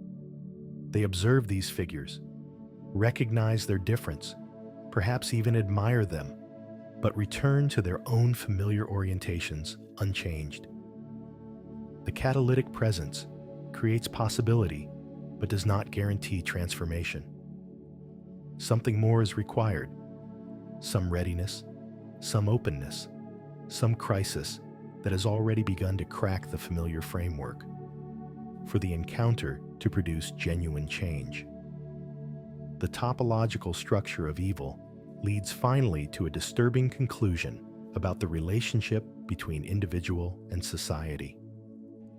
if individuals inhabit topological spaces that are largely structured by social, historical, and institutional forces beyond their control, then individual moral responsibility becomes problematic. Can we hold people responsible for actions that flow from the logic of spaces they did not create and cannot easily exit? Can we blame them for following pathways that were laid down before they were born? Dostoevsky's answer is characteristically paradoxical. Yes, individuals remain absolutely responsible for their actions, regardless of the topological spaces they inhabit. But this responsibility includes responsibility for recognizing the space they inhabit, for understanding its logic, for resisting its pathways even when resistance seems impossible. We are responsible not merely for our choices within a given framework, but for our relationship to the framework itself, for whether we accept it uncritically or struggle against it, for whether we allow ourselves to be carried along its channels or attempt to exit from it entirely. This makes responsibility more demanding, not less. We cannot excuse ourselves by appealing to social conditioning, historical circumstances, or the logic of the systems we inhabit. But we also cannot fulfill our responsibility simply by making good choices within these systems. We are responsible for the system itself, for whether we participate in maintaining it or work toward its transformation, for whether we remain within the familiar topological space or risk the catastrophe of attempting to exit from it. Part 6. The Paradox of Community and the Impossibility of the Collective. Dostoevsky discovered one of the most profound paradoxes of human existence. We are fundamentally social beings who can only achieve genuine selfhood through relationships with others. Yet every attempt to organize or systematize these relationships destroys precisely what makes them valuable. Community is essential to human flourishing, but the collective, the organized, institutionalized, systematized form of community, is the death of everything that makes community vital. We need others to become ourselves, but the moment we try to create formal structures for being with others, we create mechanisms of mutual destruction. This paradox emerges throughout Dostoevsky's work, but is most clearly articulated in his critique of socialism and collectivist ideologies. The socialists recognize something true, that human beings are not isolated atoms who can flourish in pure independence, that we need social bonds and mutual support, that individualism carried to its extreme becomes pathological. But their solution, the creation of rational systems for organizing human relationships, the institutionalization of mutual aid, the collective ownership of resources and direction of life, destroys the very forms of human connection it aims to preserve. The underground man articulates this with particular clarity when he rages against the Crystal Palace, the symbol of rationally organized collective life. What horrifies him is not merely that such organization would eliminate freedom, though it would do that. What truly terrifies him is that it would eliminate the need for genuine human relationship. In the Crystal Palace, all human needs would be met through efficient systems that operate according to rational principles. People would interact not as persons encountering each other in their irreducible particularity, but as functionaries within a system, as role players executing predetermined scripts, as interchangeable units performing calculated functions. Dostoevsky understood that this systematization of relationship is not merely unpleasant, but ontologically destructive. Genuine human community depends on what we might call the excess or surplus of personal encounter, the dimension of the other person that exceeds any role or function, that cannot be captured by any system or calculation, that remains fundamentally unpredictable and uncontrollable.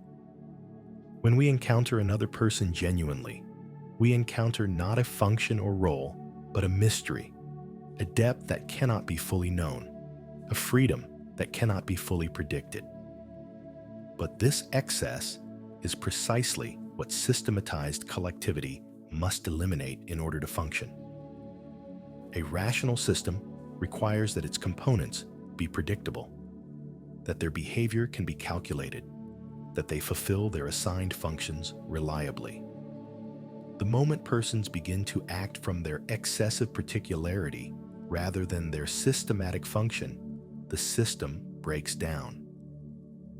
Thus, the collective, in order to maintain itself, must suppress or eliminate the very dimension of personhood that makes genuine community possible. This explains Dostoevsky's fierce opposition to all forms of collectivist organization, from socialism to organized religion.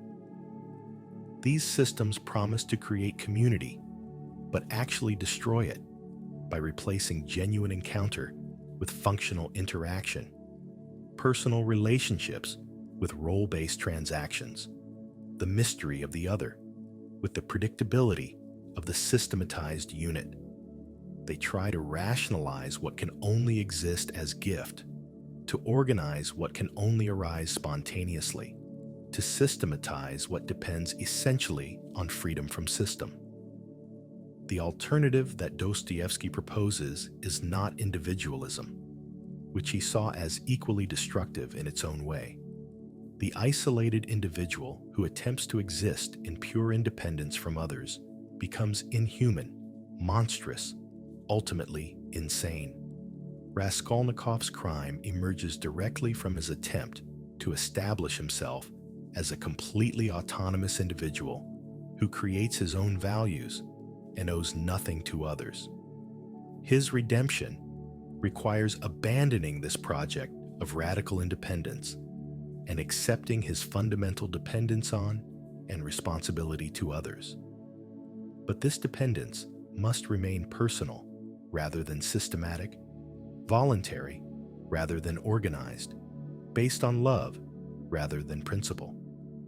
Dostoevsky's positive vision of community appears in relationships like that between Raskolnikov and Sonia, between Alyosha and his various spiritual charges, between persons who encounter each other in their particularity rather than their systematic function.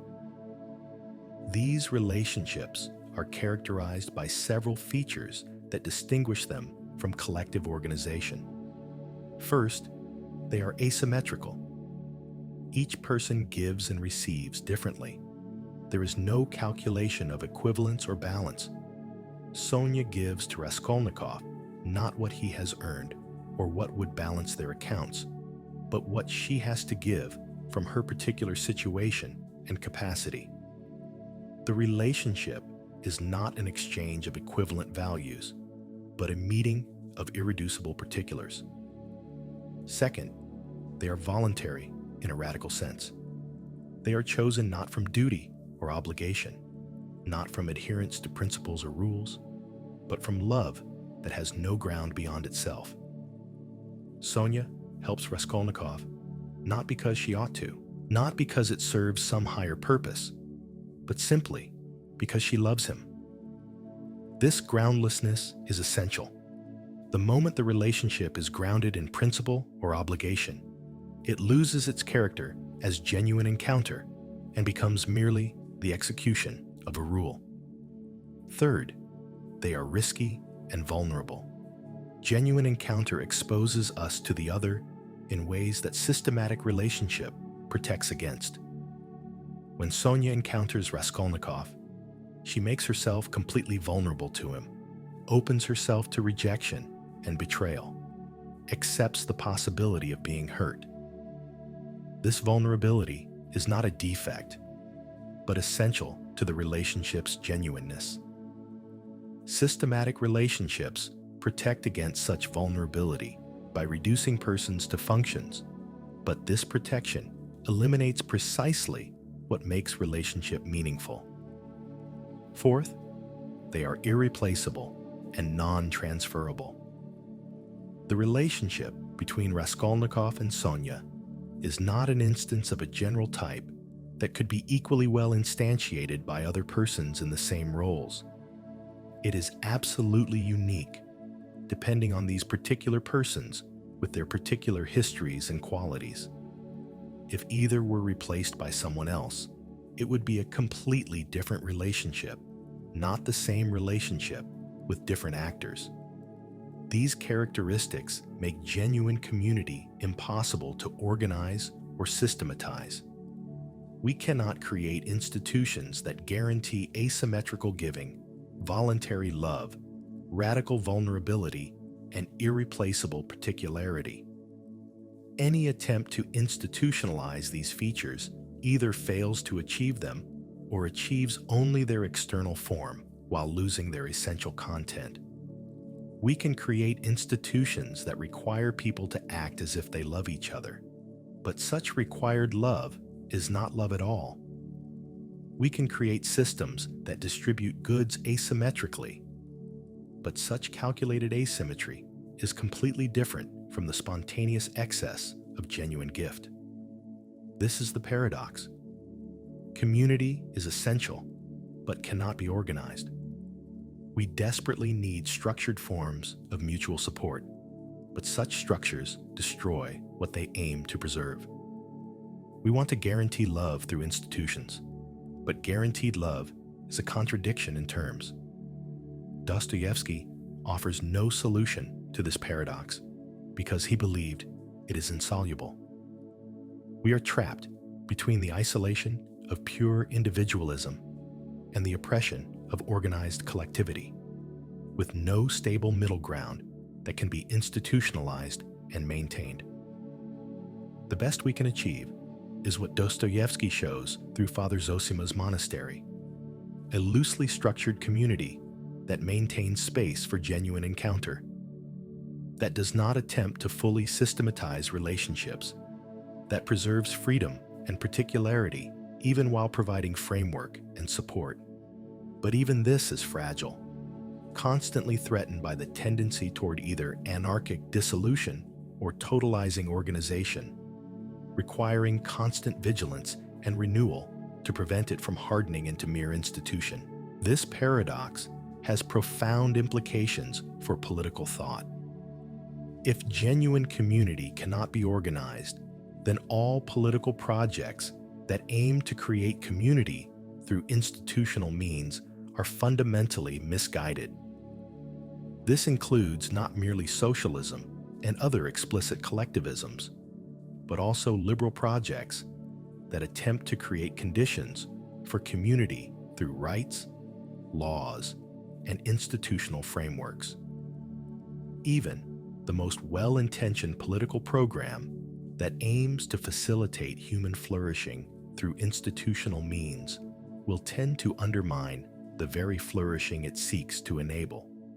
Dostoevsky saw this tendency most clearly in revolutionary movements, which promised to create brotherhood through reorganization of society, but actually destroy all possibility of genuine brotherhood by forcing people into systematic relationships organized around political principles. The revolutionaries in Demons speak constantly of love for humanity and the importance of solidarity, but their actual relationships with each other are characterized by manipulation, suspicion, domination, and violence. The collective has consumed the community it promised to create.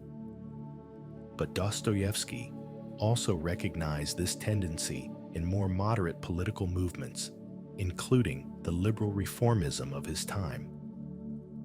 Even programs that respect individual freedom and aim to create conditions for voluntary association tend to reduce persons to citizens, to abstract individuals with rights and duties, rather than concrete persons in particular relationships. The liberal state that guarantees equality before law must treat all persons as equivalent units, thereby eliminating the asymmetry and irreducible particularity that characterize genuine encounter. This critique might seem to lead toward anarchism or the rejection of all political organization. But Dostoevsky was not an anarchist. He recognized that some forms of systematic organization are necessary for human life, that we need institutions and structures even though they tend to undermine genuine community. The question is not whether to have political organization, but how to prevent such organization from totalizing, from claiming to organize all of life, from eliminating the spaces where genuine community can arise. His answer, implicit rather than explicit, is that political institutions should be limited, should acknowledge their own inadequacy, should leave large areas of life unorganized and unsystematized. The state should provide basic framework and protection, but should not attempt to organize community, to create brotherhood, to systematize love. These goods can only arise in spaces that the state does not control, in relationships that exceed any institutional framework, in encounters that are not mediated by political principles or legal rights. But Dostoevsky also understood the difficulty of maintaining such limitation. Political institutions tend inevitably toward expansion, toward claiming more and more of life under their organization, toward eliminating spaces of freedom in the name of security, efficiency, or justice. This tendency appears with particular clarity in revolutionary regimes, which explicitly aim to reorganize all of life according to rational principles. But it appears also in more moderate governments, which gradually expand their scope and systematize more and more relationships in pursuit of legitimate goods like safety, fairness, and prosperity. The only check on this tendency, according to Dostoevsky, is religious and moral consciousness that insists on the irreducibility of persons to system, the insufficiency of organization for human flourishing, the necessity of spaces where genuine encounter can occur. But this consciousness must itself remain outside systematic organization. The moment it becomes institutionalized religion, with formal doctrines and hierarchical structures, it loses its capacity to resist the systematization of life and becomes merely another system among systems. This is why Dostoevsky's religious vision is so personal and so resistant to systematization. He speaks of faith, love, and encounter, but offers no systematic theology, no definitive doctrines, no clear organizational principles. His Christianity is more a mode of relationship than a set of beliefs, more a way of encountering others than a system of truths. This resistance to systematization is not a defect, but essential to his religious vision. The moment Christianity becomes a systematic theology or organized institution, it risks becoming another form of the collective that destroys genuine community in the name of creating it. Yet Dostoevsky also recognized the fragility of non-systematized religious consciousness. Without institutional form, religious vision tends to dissipate, to become merely personal sentiment without social force, to lose its capacity to resist the systematization of life by political and economic institutions.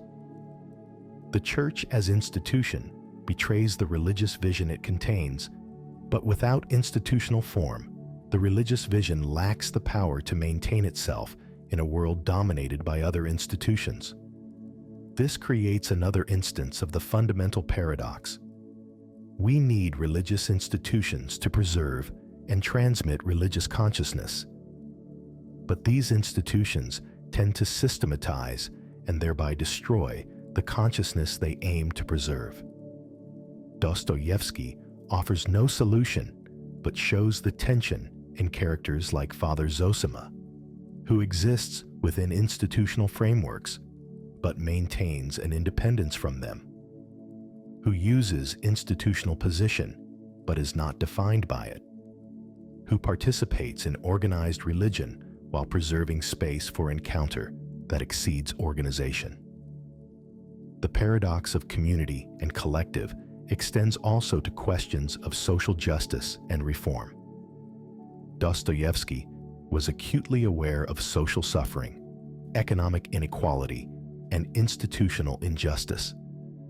Many of his most sympathetic characters are victims of social systems.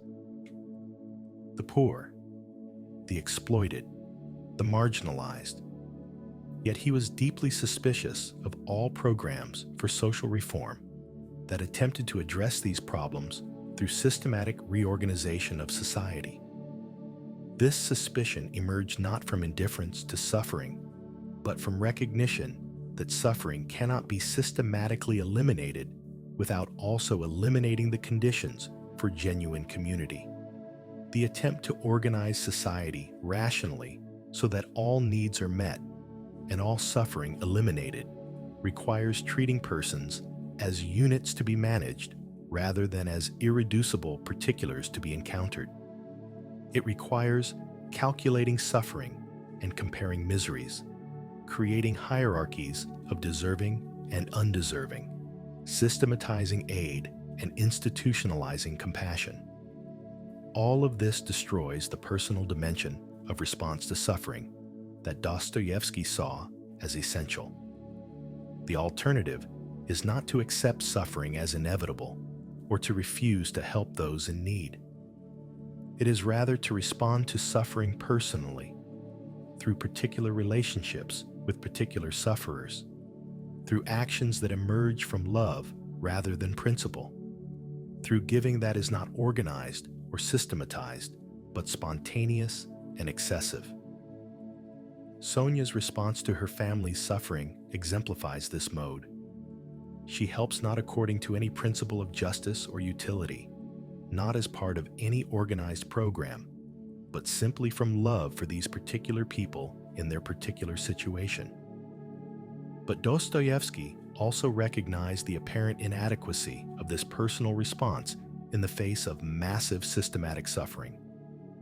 One person helping another person, one act of spontaneous generosity, one relationship of genuine care.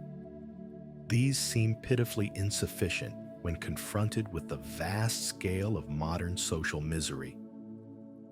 The systematic response that organizes resources and directs them according to rational principles seems obviously superior in terms of total suffering reduced. This is precisely the argument that even Karamazov makes, and that Dostoevsky never fully answers. Perhaps systematic organization does reduce more suffering than personal response. Perhaps the collective, despite destroying genuine community, does increase overall welfare. Perhaps we should accept the trade-off, less authentic relationship in exchange for less suffering. The utilitarian calculation seems to favor the systematic over the personal. Dostoevsky's response is not to deny the calculation, but to insist that it misses something essential. Human beings need not merely to have their needs met, but to be encountered as persons, not merely to receive aid, but to be loved, not merely to be fed and housed, but to be recognized in their irreducible particularity. The systematic response can meet physical needs, but cannot provide this personal recognition. It can eliminate poverty, but not loneliness, can provide security, but not meaning, can offer survival, but not dignity. More profoundly, Dostoevsky suggests that the systematic response to suffering actually creates new, and perhaps worse forms of suffering, even as it eliminates older forms. The person who receives aid as a beneficiary of a systematic program is reduced to a case a problem to be solved, a unit whose needs must be met. This reduction is itself a form of violence, a denial of personhood, a refusal of genuine encounter. The material benefits of systematic aid may outweigh this violence, but we should not pretend that the violence does not exist or that it is insignificant. This insight explains Dostoevsky's sympathy for characters who refuse systematic aid even when they desperately need it. Katerina Ivanovna, in Crime and Punishment, resents and resists the charitable institutions that might help her family because she recognizes, at least implicitly, that accepting such aid means accepting reduction to a case, means surrendering her particularity to become merely an instance of a social problem. Her pride is not merely vanity, but a defense of her personhood against the violence of systematic charity. The paradox extends finally to questions of moral obligation and responsibility. If genuine community depends on spontaneous love rather than obligation, on gift rather than duty, then what becomes of moral responsibility? If we should help others, not because we ought to, but because we love them, then what about those we do not love? Are we obligated to them or not? Dostoevsky's answer involves a profound reconception of moral obligation itself. He suggests that we are indeed responsible for all others, but this responsibility is not based on obligation in the conventional sense.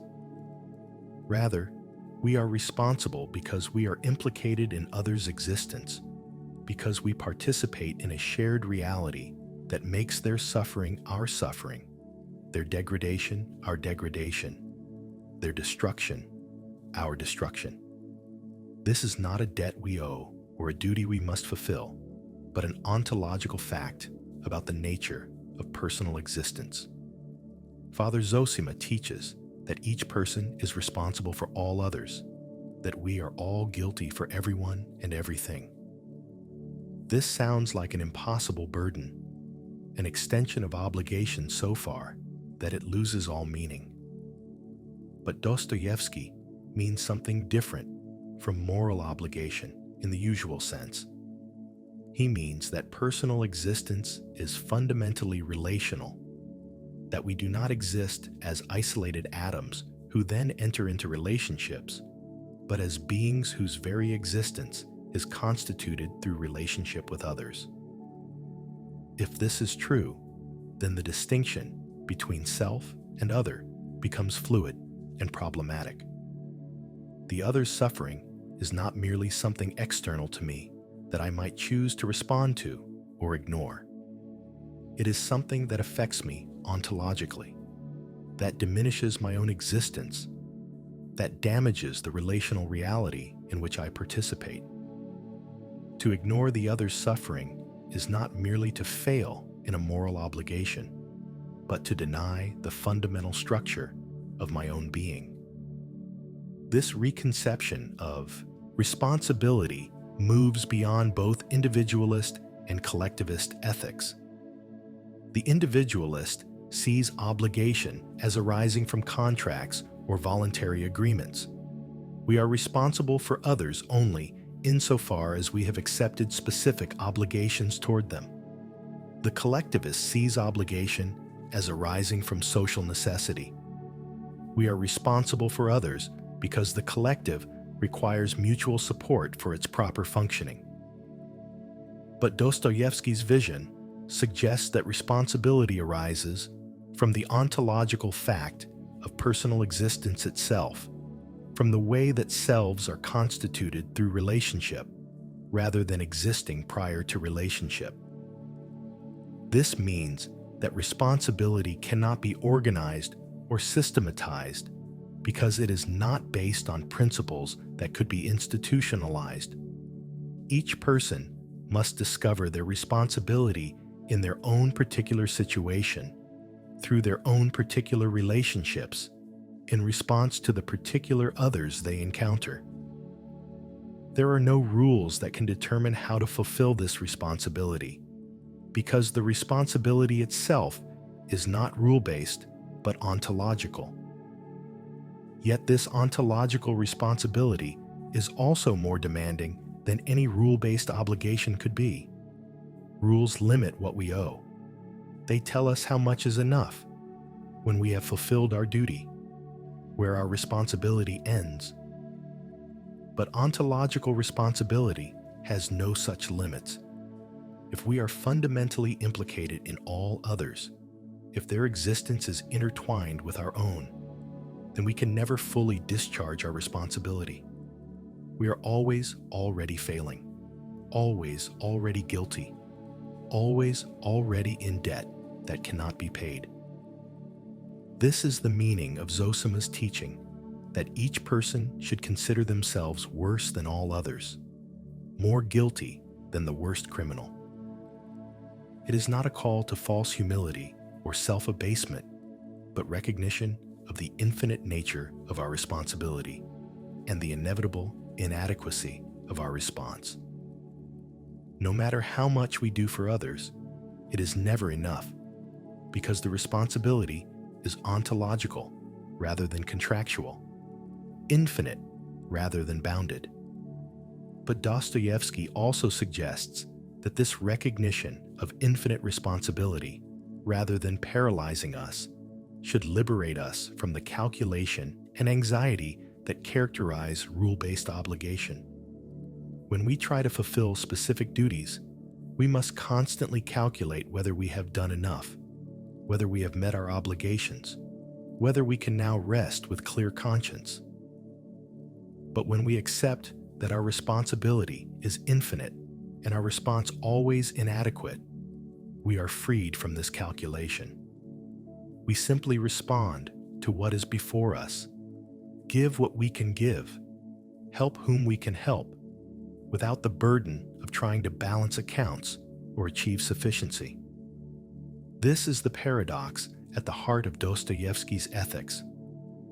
Infinite responsibility produces not infinite anxiety, but profound freedom. Once we accept that the responsibility can never be fully met, we are freed from the tyranny of calculation, from the burden of trying to determine exactly what we owe, from the anxiety of wondering whether we have done enough. We simply respond, knowing that our response is inadequate, accepting that we will always fail, but acting anyway from love rather than from the attempt to fulfill obligation. Part 7. The Temporality of Redemption and the Structure of Conversion. Dostoevsky discovered something that modern psychology would struggle to articulate. That genuine transformation of persons occurs not gradually over time, but catastrophically in an instant. Yet this instant somehow contains all of time within it, somehow redeems a past that cannot be changed, and creates a future that does not yet exist. The moment of conversion is simultaneously temporal and outside time, occurring at a specific point in lived experience, yet transforming the meaning of all moments before and after it. This paradoxical temporality appears in all of Dostoevsky's conversion narratives, but is most clearly articulated in The Redemption of Raskolnikov. The novel carefully tracks his psychological deterioration over weeks and months, showing the gradual accumulation of suffering, guilt, and inner conflict. Yet the moment of transformation itself is presented as instantaneous, as a sudden shift that is not prepared by what precedes it or determined by any process of gradual change. He simply, at a specific moment, sees everything differently. The past has not changed. He still murdered the pawnbroker, but the meaning of that past has been transformed completely. This is not the familiar idea of a turning point, where the effects of gradual change suddenly become visible. Dostoevsky is describing something more radical, a transformation so complete that it amounts to the death of one person and the birth of another, occurring not over time, but in an instant that is outside the normal flow of time. Before this moment, Raskolnikov was one person. After it, he is a different person. The continuity of identity, memory, and body cannot explain this transformation because what has changed is more fundamental than any property or characteristic. His very mode of being in the world has shifted.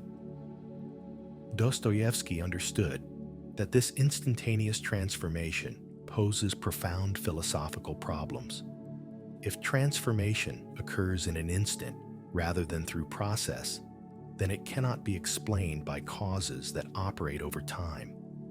No accumulation of factors, no gradual development of dispositions, no slow erosion of resistance can account for a change that happens all at once. The transformation seems to violate the basic principle that effects must be proportionate to their causes, that great changes require great causal forces operating over significant time. The theological answer is to call this transformation grace, something that comes from outside the causal order of nature, that cannot be explained by natural processes because it is supernatural intervention. But Dostoevsky's treatment is more complex than this simple supernaturalism. He shows that the instantaneous transformation is indeed connected to what precedes it, not as effect to cause, but in some other relationship that he struggles to articulate. Raskolnikov's suffering does not cause his transformation, but it creates the conditions for its possibility. The suffering strips away his defenses, destroys his self-justifications, breaks down the rigid structure of his personality that would resist change. It empties him out, creates a void, makes space for something new to enter. But the relationship between this preparation and the transformation itself is not causal. The suffering does not produce the new life. It merely removes obstacles to its possibility. The transformation itself, when it comes from elsewhere, from a dimension that the suffering cannot reach or explain. This creates a peculiar temporal structure. The past is not the cause of the present transformation, but is reinterpreted by it. Before the moment of conversion, Raskolnikov's suffering meant one thing. It was punishment for crime, the natural consequence of transgression, the mechanism of psychological disintegration. But after the moment of conversion, the same suffering means something completely different. It was preparation for redemption, the necessary destruction of the old self, the emptying that made space for new life. The past has not changed, but its meaning has been transformed by the future it makes possible. This retroactive transformation of meaning is central to Dostoevsky's understanding of redemption. The redeemed person does not simply move forward into a new future while leaving the past behind. Rather, redemption transforms the past itself, not by changing what happened, but by changing what it means. The crime that seemed unforgivable becomes the felix culpa, the fortunate fall that made redemption necessary and therefore possible. The suffering that seemed meaningless and absurd becomes the instrument of transformation. The life that seemed wasted and destroyed becomes the preparation for new life. This retroactive transformation applies even to sin and evil. In the moment of conversion, past sins are not merely forgiven or set aside. They are taken up into a new configuration of meaning where they serve purposes they could not have served had they not been committed. Dostoevsky suggests, shockingly, that the redeemed Raskolnikov could not have achieved his transformed state without having committed murder. that the path to his redemption necessarily passed through this terrible crime. Not because God required the crime or because it was justified by its consequences, but because the crime created the particular abyss of guilt and suffering from which this particular form of redemption emerged. This is perhaps Dostoevsky's most disturbing insight, that redemption does not simply overcome or negate evil, but somehow incorporates it. That the redeemed life includes and even requires the sinful past. That transformation does not eliminate, but transforms the meaning of transgression. This seems to suggest that sin is somehow necessary for redemption, that we must do evil so that good may come. Precisely the conclusion that Christian theology has always rejected as intolerable. But Dostoevsky is not saying that we should sin in order to be redeemed. He is making a claim about the structure of temporality and the nature of transformation. If genuine transformation occurs catastrophically rather than gradually, if it creates a fundamentally new mode of existence rather than improving an existing mode, then the transformed state cannot be understood as simply a development or improvement of what preceded it. It must be understood as something radically new that could not have existed without the destruction of what came before. And this destruction may require, or at least may occur through, sin, suffering, and catastrophe. The alternative would be a form of redemption that occurs through gradual improvement, through the slow development of virtue, through careful moral education that guides the person step by step toward perfection without any catastrophic break. But Dostoevsky consistently rejects this possibility as inadequate. The gradually improved person may become more virtuous, more moral, more admirable, but they remain fundamentally the same person operating within the same basic mode of existence. They have not undergone the ontological transformation that constitutes genuine redemption.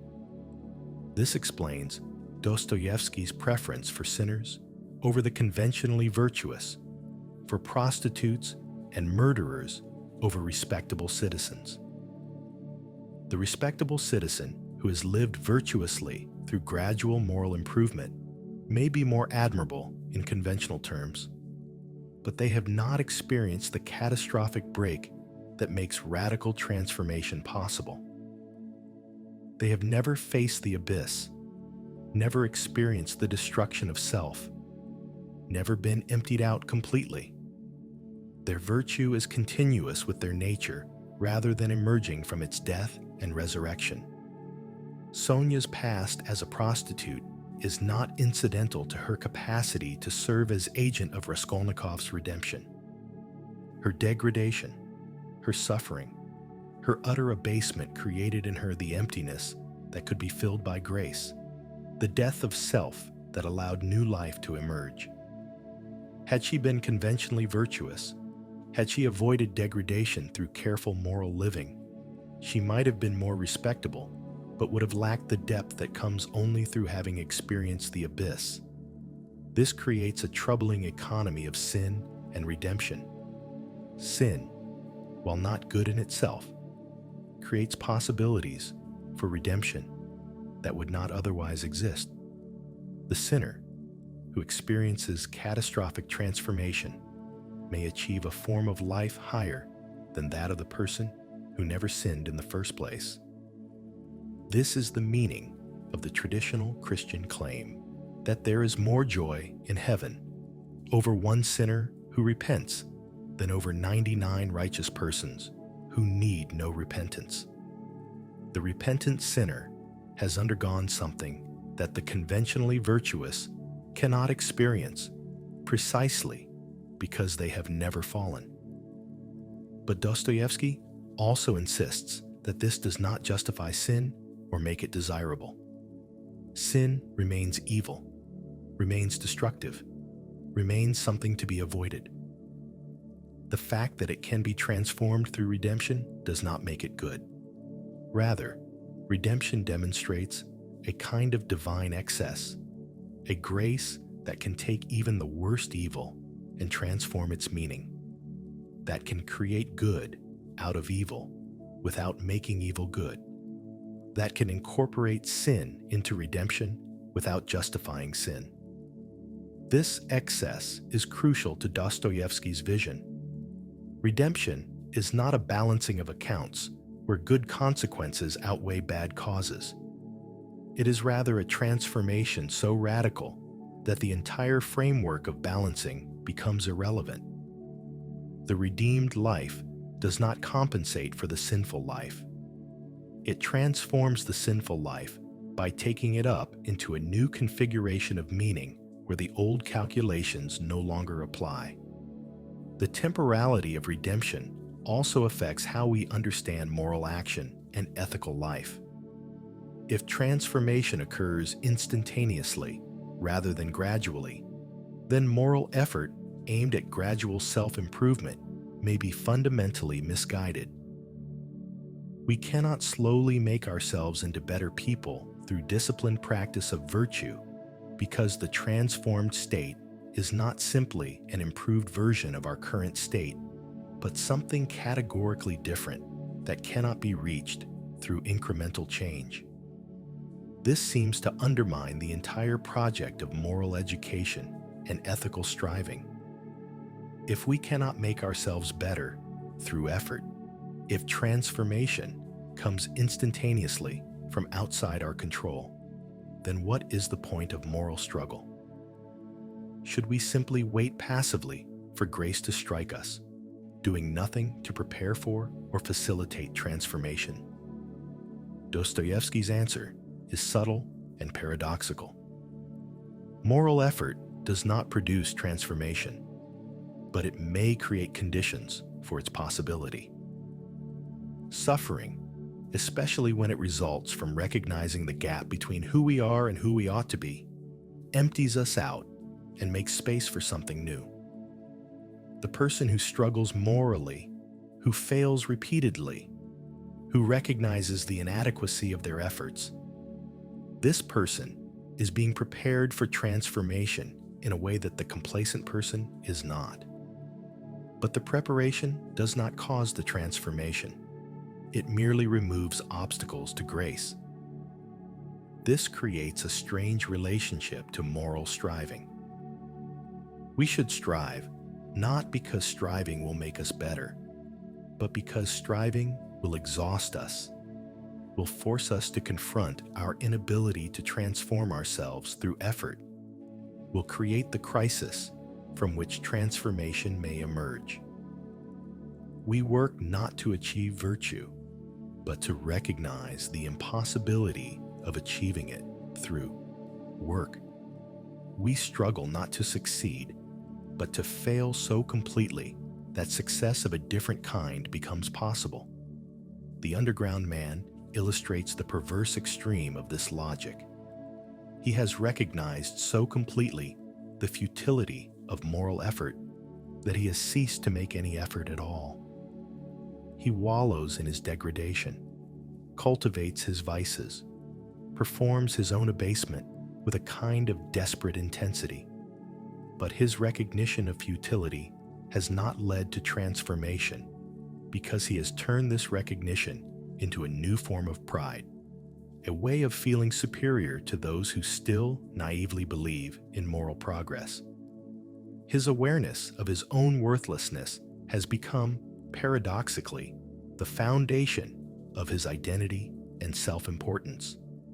This reveals that even the recognition of moral futility can become another obstacle to transformation if it is held as a position, if it becomes part of one's self-understanding, if it is used to justify remaining as one is. The emptying that prepares for transformation must be complete, must include even the recognition of one's own emptiness. We must lose not only our illusions about our virtue, but also our investment in understanding ourselves as people who have lost these illusions. Dostoevsky shows that this complete emptying is extraordinarily rare and usually requires suffering so intense that it destroys all the structures through which we make sense of ourselves. Raskolnikov achieves it only after months of psychological torture that breaks down every defense, every rationalization, every way of understanding himself. Ivan Karamazov approaches it through his encounter with the devil and subsequent madness, which destroy his intellectual pride and philosophical certainty. Dmitry Karamazov reaches it through the humiliation of his trial and the prospect of Siberian exile. But even this suffering does not guarantee transformation. Many characters in Dostoevsky suffer intensely without being transformed. Suffering creates possibility, but does not determine outcome. Something else is required. What Dostoevsky sometimes calls active love and sometimes simply grace that cannot be willed or achieved but only received. And this something cannot be explained or predicted. It comes from outside the causal order that governs ordinary psychological development. This leads to a troubling conclusion about the nature of redemption. If transformation cannot be achieved through effort or guaranteed by suffering, if it comes from outside our control at moments we cannot predict, then redemption is fundamentally arbitrary from the perspective of human understanding. Some are transformed and some are not, and we cannot fully explain why. Some experience catastrophic suffering and emerge destroyed. Others experience similar suffering and emerge redeemed. The difference does not lie in the intensity of suffering or the quality of moral effort, but in something that remains mysterious and inexplicable. This arbitrariness is intolerable to human reason, which demands that outcomes be proportionate to causes, that effects be explainable by their conditions, that rewards correspond to merit. The religious traditions respond to this demand by developing theories of predestination, merit, karma, or cosmic justice that attempt to explain why some are saved and others damned. But Dostoevsky refuses such explanations. The moment of transformation, when it comes as pure gift, as grace that cannot be earned or explained, as something genuinely new that enters the world from outside the chain of natural causation. Yet Dostoevsky also suggests that this arbitrariness is itself redemptive, that the inexplicability of grace is essential to its character as grace. If redemption could be earned or predicted, if it followed necessarily from certain conditions or efforts, then it would not be grace but payment, not gift but exchange, not transformation but development. The very fact that we cannot control or guarantee our redemption is what makes redemption possible as something genuinely new rather than merely an improvement of what already exists. This means that we must live in a peculiar relationship to our own redemption. We cannot achieve it through effort, yet we must not wait passively for it to arrive. We cannot earn it through virtue, yet we must not abandon moral striving. We cannot predict when or whether it will come, yet we must somehow prepare for its possibility. We must work without hope of success, strive without expectation of achievement, empty ourselves without knowing whether this emptying will lead to transformation or merely to destruction. This is perhaps the most demanding aspect of Dostoevsky's vision. He offers no comfort, no guarantee, no assurance that suffering will lead to redemption or that effort will be rewarded. He shows us people who suffer terribly and are destroyed, people who strive earnestly and fail, people who empty themselves completely and fall into the void rather than being filled with grace. The novels do not promise that transformation will come to those who prepare for it. They only show that transformation, when it does come, comes to those who have been emptied out, who have lost everything, who have died to their old selves. The temporality of redemption also creates a peculiar relationship to narrative and storytelling. Conventional narratives show gradual development, progressive improvement, causal connections between earlier and later events. But redemption narratives, as Dostoevsky structures them, resist this progressive logic. The transformed state does not develop from what precedes it, but breaks with it catastrophically. The meaning of earlier events is not evident in the events themselves, but only becomes clear retroactively from the perspective of the transformed state that they made possible. This is why Dostoevsky's novels are so difficult to summarize or reduce to moral lessons. The plot does not illustrate a thesis or demonstrate a principle. Rather, it creates a temporal structure within which transformation becomes possible, within which catastrophe can be retroactively reinterpreted as preparation for redemption, within which suffering can take on meanings that were not evident when the suffering was occurring. The novel as a whole performs the transformation it describes, rather than merely representing it. This performative dimension is crucial. Reading a Dostoevsky novel, if done properly, is not simply a matter of acquiring information about characters and events. It is rather an experience that may itself prepare the reader for transformation, that may empty the reader out in ways analogous to how the characters are emptied, that may create in the reader the crisis from which new understanding emerges. The novel works on the reader not through argument or instruction, but through the temporal structure it creates, through the way it forces the reader to live through catastrophe and possibly through redemption. But this also means that the novels resist didactic interpretation. Any attempt to extract lessons or principles from them betrays their essential character. The point is not to learn that suffering leads to redemption, or that pride goes before a fall, or that love conquers all. Such morals reduce the catastrophic temporality of transformation to the progressive logic of moral development. They domesticate what is essentially wild, systematize what is essentially resistant to system, make predictable what is essentially unpredictable. Dostoevsky understood that this resistance to didactic interpretation would frustrate many readers and critics, who would complain that his novels lack clear moral vision or consistent philosophical positions. But this frustration is itself part of the novel's effect. They resist our attempt to master them through interpretation, to reduce them to messages we can extract and apply, to convert the experience they create into information we can possess. This resistance is not a flaw, but essential to their capacity to create the conditions for transformation.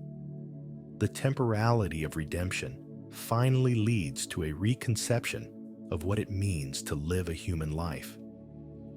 If transformation is instantaneous rather than gradual, if the meaning of our past is determined by the future rather than fixed at the moment of action, if redemption involves the death of the old self and birth of something radically new, then human life cannot be understood as a continuous development of a fixed identity.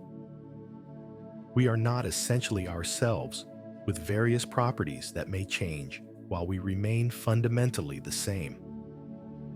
Rather, we are possibilities for transformation, beings who may at any moment cease to be who we have been and become something categorically different.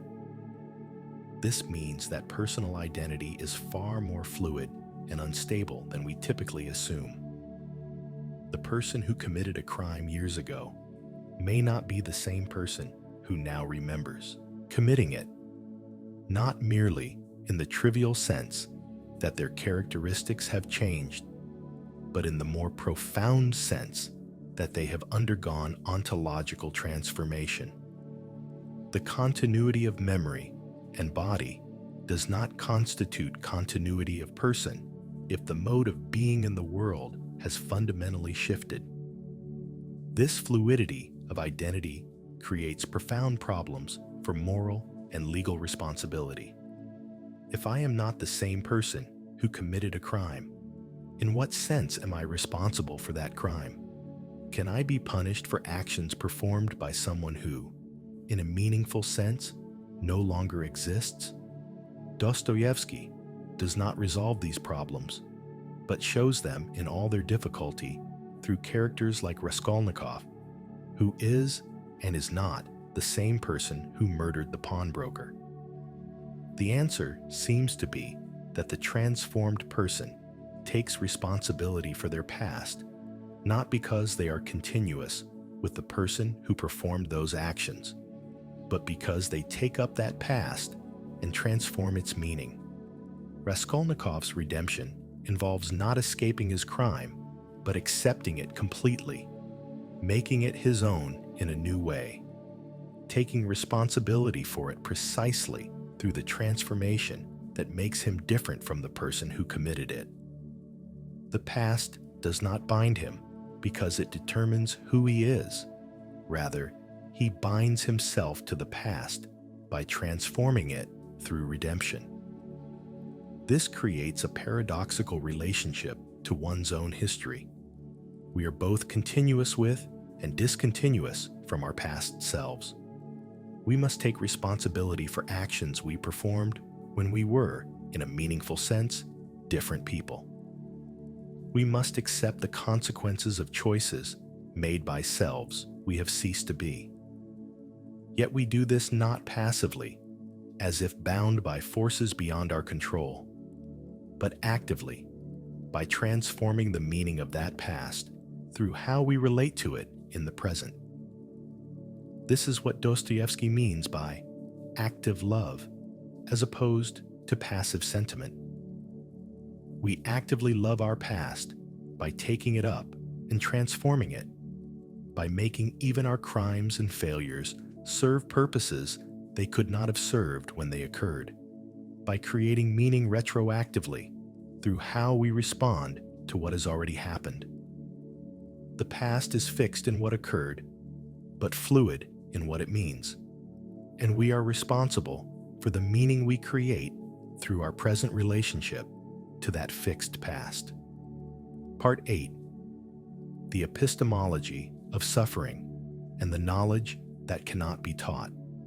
Dostoevsky discovered that certain forms of knowledge cannot be acquired through observation, reasoning, or instruction, but only through direct experience of suffering. This is not merely the familiar idea that experience teaches what books cannot convey. It is rather the recognition that suffering creates a mode of knowing that is categorically different from intellectual understanding, that opens access to aspects of reality that remain invisible to those who have not suffered, that transforms the knower in ways that make knowledge and knower inseparable. This epistemology of suffering emerges most clearly in the relationship between characters who have suffered and those who have not. When Raskolnikov encounters Sonya, he recognizes immediately that she knows something he does not, despite his superior education and intellectual sophistication. Her knowledge is not informational. She could not articulate it as propositions or explain it through argument. But it is nonetheless real and profound, a knowledge of how to bear suffering without being destroyed by it, how to love in the midst of degradation, how to maintain hope in apparently hopeless circumstances. This knowledge is not subjective or merely emotional. It is knowledge of reality itself, of aspects of existence that become visible only to those who have suffered in certain ways. The comfortable person who has never experienced degradation or despair may understand suffering intellectually, may be able to describe it accurately, may even feel sympathy for those who suffer. But they do not know suffering in the way that Sonia knows it, do not have access to the dimensions of reality that suffering reveals. Dostoevsky understood that this creates an epistemological hierarchy that inverts conventional hierarchies of education and intelligence. The uneducated prostitute may know more about reality than the brilliant intellectual, not despite her lack of education, but because of experiences that education cannot provide.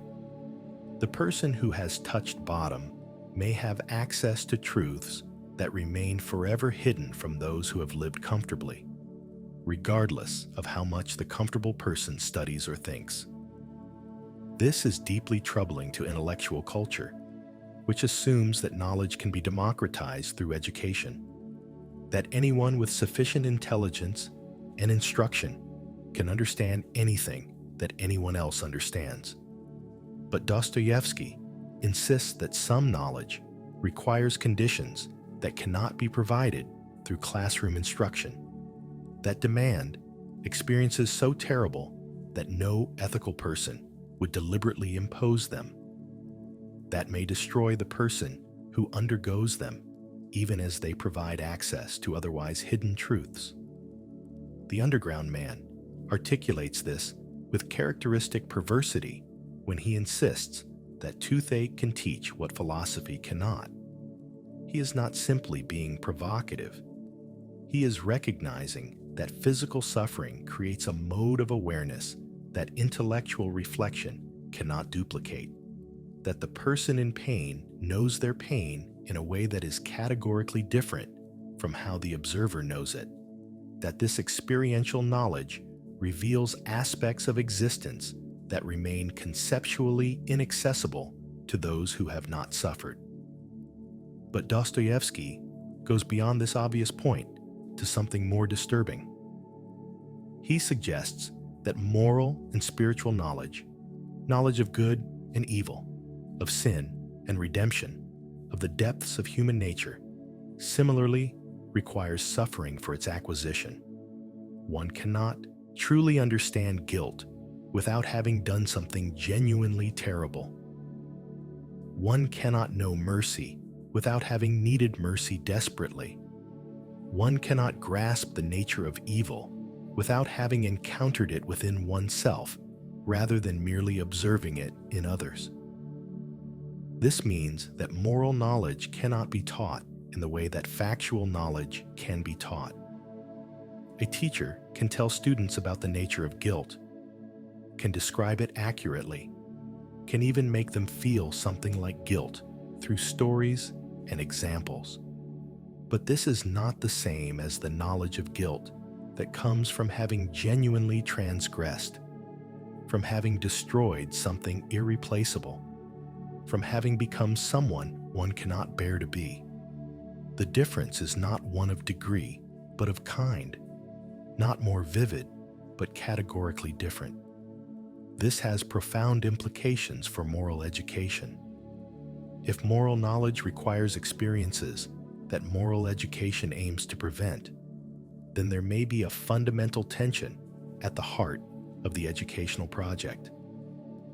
We want to teach people to avoid evil without having them experience evil directly.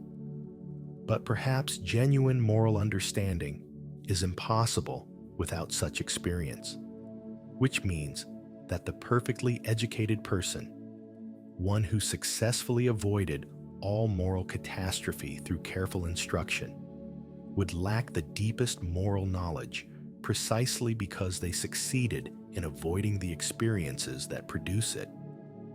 Dostoevsky's sympathetic characters are almost always people who have experienced catastrophic failure, who have touched bottom in some way, who have known degradation, guilt, or despair from the inside. His unsympathetic characters often include those who are conventionally moral, who have lived correctly through following rules, who have avoided catastrophe through prudence rather than redemption. The difference is not that the former are more virtuous, but that they know something the latter do not, have access to dimensions of reality that remain hidden from those who have lived too carefully. This explains Dostoevsky's suspicion of conventional morality and respectable virtue.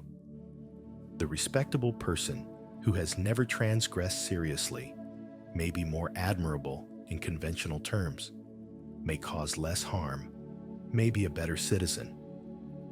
But they lack the knowledge that comes only through having genuinely fallen, through having experienced the depths of their own capacity for evil, through having needed redemption desperately. Their virtue is untested, their understanding shallow, their moral knowledge second-hand and abstract. Prince Mishkin represents a troubling exception to this pattern. He has not sinned or suffered in the ways that characterize Dostoevsky's other sympathetic characters. Yet he possesses profound knowledge of human nature and unusual moral insight. But Dostoevsky shows that Mishkin's knowledge, while real, is also limited and finally inadequate. He understands others through a kind of intuitive empathy, but he lacks the knowledge that comes from having personally experienced what they experience. He can sympathize with degradation, but cannot fully know it from the inside. This limitation makes him vulnerable and ultimately destroys him. The epistemology of suffering also affects how we understand testimony and witness. When someone who has suffered speaks about their experience, they are not simply reporting facts that could, in principle, be known by others. They are giving voice to knowledge that can only be obtained through the experience itself, that cannot be fully communicated to those who have not undergone similar suffering.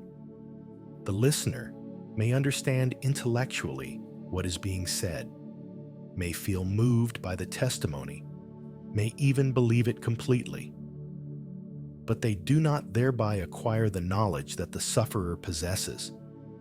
This creates a particular kind of isolation for those who have suffered. They know something that they cannot fully share, possess understanding that cannot be transmitted through language, inhabit a reality that remains invisible to those who have not suffered similarly. This isolation is different from ordinary loneliness because it is epistemological rather than merely emotional. It is not that others do not care or do not try to understand. It is that understanding itself is impossible without the experience that produces it. Dostoevsky shows this isolation most clearly through characters like Raskolnikov after his crime, who finds himself unable to explain to anyone what he has experienced, unable to make them understand what he now knows about guilt, about the weight of having killed, about the impossibility of undoing what has been done. Even those who want to help him cannot reach him because they do not and cannot share his knowledge. The gulf between him and others is not psychological but epistemological, not a failure of sympathy, but an impossibility of shared knowing. Yet Dostoevsky also shows moments when this isolation is overcome, when two people who have suffered in different ways nonetheless recognize something shared in their experience, when knowledge that seems incommunicable is somehow communicated after all. The meeting between Raskolnikov and Sonia creates such a moment. They have suffered differently, his through guilt for what he has done, hers through degradation and shame. But both have touched bottom. Both know suffering from the inside. Both possess knowledge that comes only through catastrophe. This shared knowledge creates possibility for genuine encounter that would be impossible between people who inhabit different epistemological spaces. Raskolnikov can speak to Sonya in ways he cannot speak to his mother or sister or even his friend Razumikin, because Sonya knows what the others cannot know. Her knowledge does not duplicate his. She has not murdered anyone.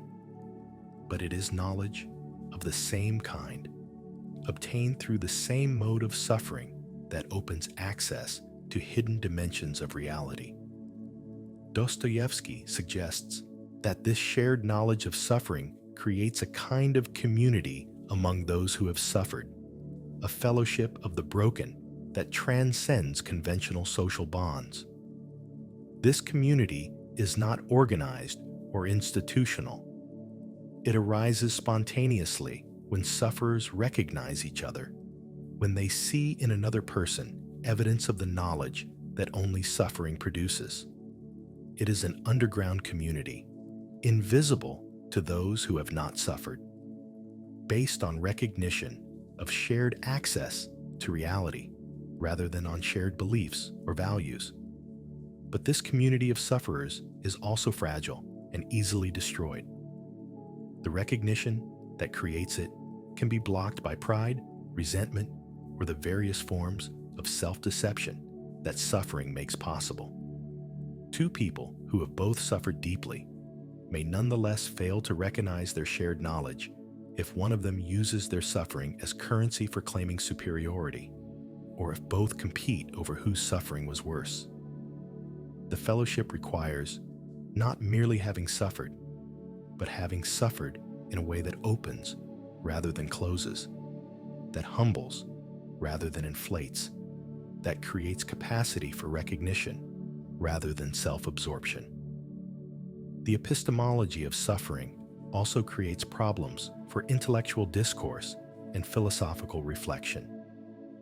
If important truths can only be known through suffering, then philosophy, understood as reasoned inquiry conducted through argument and analysis, must necessarily miss these truths.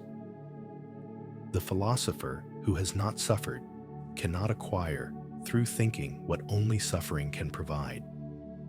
Yet the philosopher who has suffered may find that their knowledge resists articulation in philosophical form, that the categories and methods of philosophy cannot capture what suffering has revealed. Dostoevsky himself embodies this tension. He writes novels rather than philosophy, precisely because the knowledge he possesses, knowledge obtained through his experiences of imprisonment, exile, mock execution, epilepsy, gambling addiction, and personal tragedy, cannot be adequately expressed in philosophical form. The novel, with its capacity to create lived experience rather than merely describe it, comes closer to communicating the incommunicable, to making available to readers something like the knowledge that suffering produces. But even the novel cannot fully succeed in this transmission. Reading about suffering is not the same as suffering, no matter how vivid the representation. The reader may be moved, disturbed, even transformed by the reading experience, but they do not thereby acquire the knowledge that the characters possess or that Dostoevsky himself obtained through his actual suffering. At best, the novel creates an analog of suffering, a literary experience that opens access to dimensions of reality similar to those revealed by actual suffering. This limitation means that literature and art, while valuable, cannot substitute for actual experience. We cannot learn through reading what we would learn through suffering, cannot acquire through aesthetic experience what requires real catastrophe. This is troubling because it suggests limits to what education and culture can accomplish, limits to what vicarious experience can provide, limits to what imagination can achieve in the absence of terrible direct experience. Yet Dostoevsky also suggests that this limitation is not absolute, that something can be transmitted through art even if not everything can be transmitted, that the novel can prepare readers for experiences they have not yet had and may never have. The person who has read deeply may not know what the sufferer knows, but they may be more ready to recognize it when they encounter it, more capable of learning from their own suffering when it comes, more able to avoid the forms of self-deception that prevent suffering from opening access to truth. This preparatory function of literature is different from instruction. The novel does not teach facts or principles that can later be applied. Rather, it creates structures of sensitivity and attention, ways of noticing and responding, capacities for recognition that may prove valuable when actual experience arrives. It is formation rather than information, cultivation rather than instruction, opening of possibility rather than transmission of content. The epistemology of suffering finally leads to a reconception of wisdom itself. Wisdom is not the accumulation of correct beliefs or the mastery of theoretical understanding. It is rather a knowledge born from suffering, a knowledge that cannot be possessed as information, but only embodied as a way of being. The wise person is not one who knows many things, but one who has suffered in ways that open access to truth, who has been transformed by this suffering rather than destroyed, who can help others not through teaching, but through presence. This is why Dostoevsky's wise characters, Father Zosima, Sonia, Makar Dolgoruki, rarely give explicit instruction or articulate their wisdom in propositions. Their wisdom consists not in what they know, but in who they are, not in principles they could state, but in a mode of being they embody. Others learn from them not by receiving information, but by being in their presence, not by understanding their teachings, but by recognizing something in them that calls forth recognition of possibilities within oneself. This embodied wisdom is necessarily rare because it requires conditions that few people experience and even fewer survive in ways that open rather than close. Most suffering destroys or embitters rather than enlightening. Most catastrophe produces trauma rather than wisdom. The person who emerges from suffering with access to truth rather than merely with wounds is an exception, perhaps even a miracle. We cannot create such persons through education or ensure their emergence through any systematic means. Yet Dostoevsky also insists that we need such persons desperately, that communities cannot flourish without them, that societies organized entirely around comfort and the avoidance of suffering will lack the wisdom that only suffering can provide. This creates a terrible dilemma. We need people who have suffered deeply and have been transformed rather than destroyed by their suffering. But we cannot deliberately create such people without inflicting the terrible suffering that might destroy them. We need wisdom born from catastrophe. But we cannot ethically pursue catastrophe for the sake of wisdom. This dilemma has no solution. We can only accept it as a permanent feature of the human condition, as part of the tragic structure of existence itself. Wisdom requires suffering, but suffering does not guarantee wisdom. We need those who have been broken and remade, but we cannot manufacture such persons. We must receive them as gifts when they appear, recognize them when we encounter them, learn from them, while knowing that we cannot fully share their knowledge unless we undergo similar transformations ourselves. Conclusion: the architecture revealed. What emerges from this exploration of Dostoevsky's hidden philosophy is not a system, but an anti-system, not a coherent doctrine, but a set of insights that resist systematization. Not answers, but questions that cannot be resolved. This is not a failure of his thinking, but its essential character. Dostoevsky discovered that the most important truths about human existence cannot be captured in systematic philosophy because they concern aspects of reality that exceed rational comprehension, that require experience beyond what reflection can provide, that involve paradoxes that cannot be resolved without betraying what they reveal. The hidden architecture of his thought is deliberately fragmentary, incomplete, sometimes contradictory. He offers no master key that unlocks all doors, no single principle from which everything else follows, no final synthesis that resolves all tensions.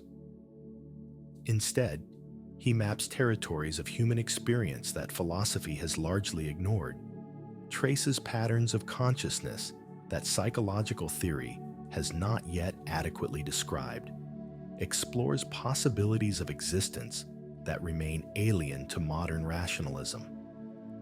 His metaphysics of shame reveals the origin of self-consciousness in being seen, the structure of identity as fundamentally relational, the impossibility of escaping from the witness, whether external or internal.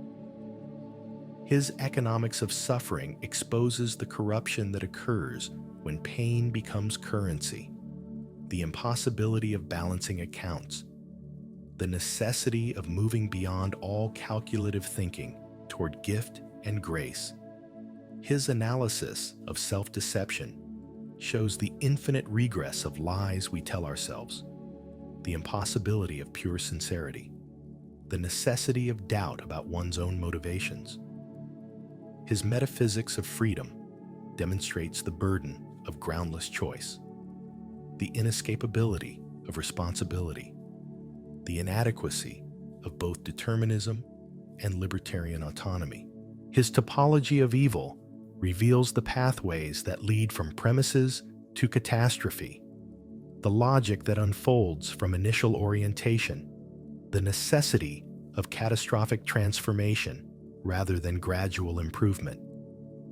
His paradox of community shows the impossibility of organizing genuine encounter, the way that systematization destroys what it aims to preserve, the necessity of maintaining spaces ungoverned by instrumental reason.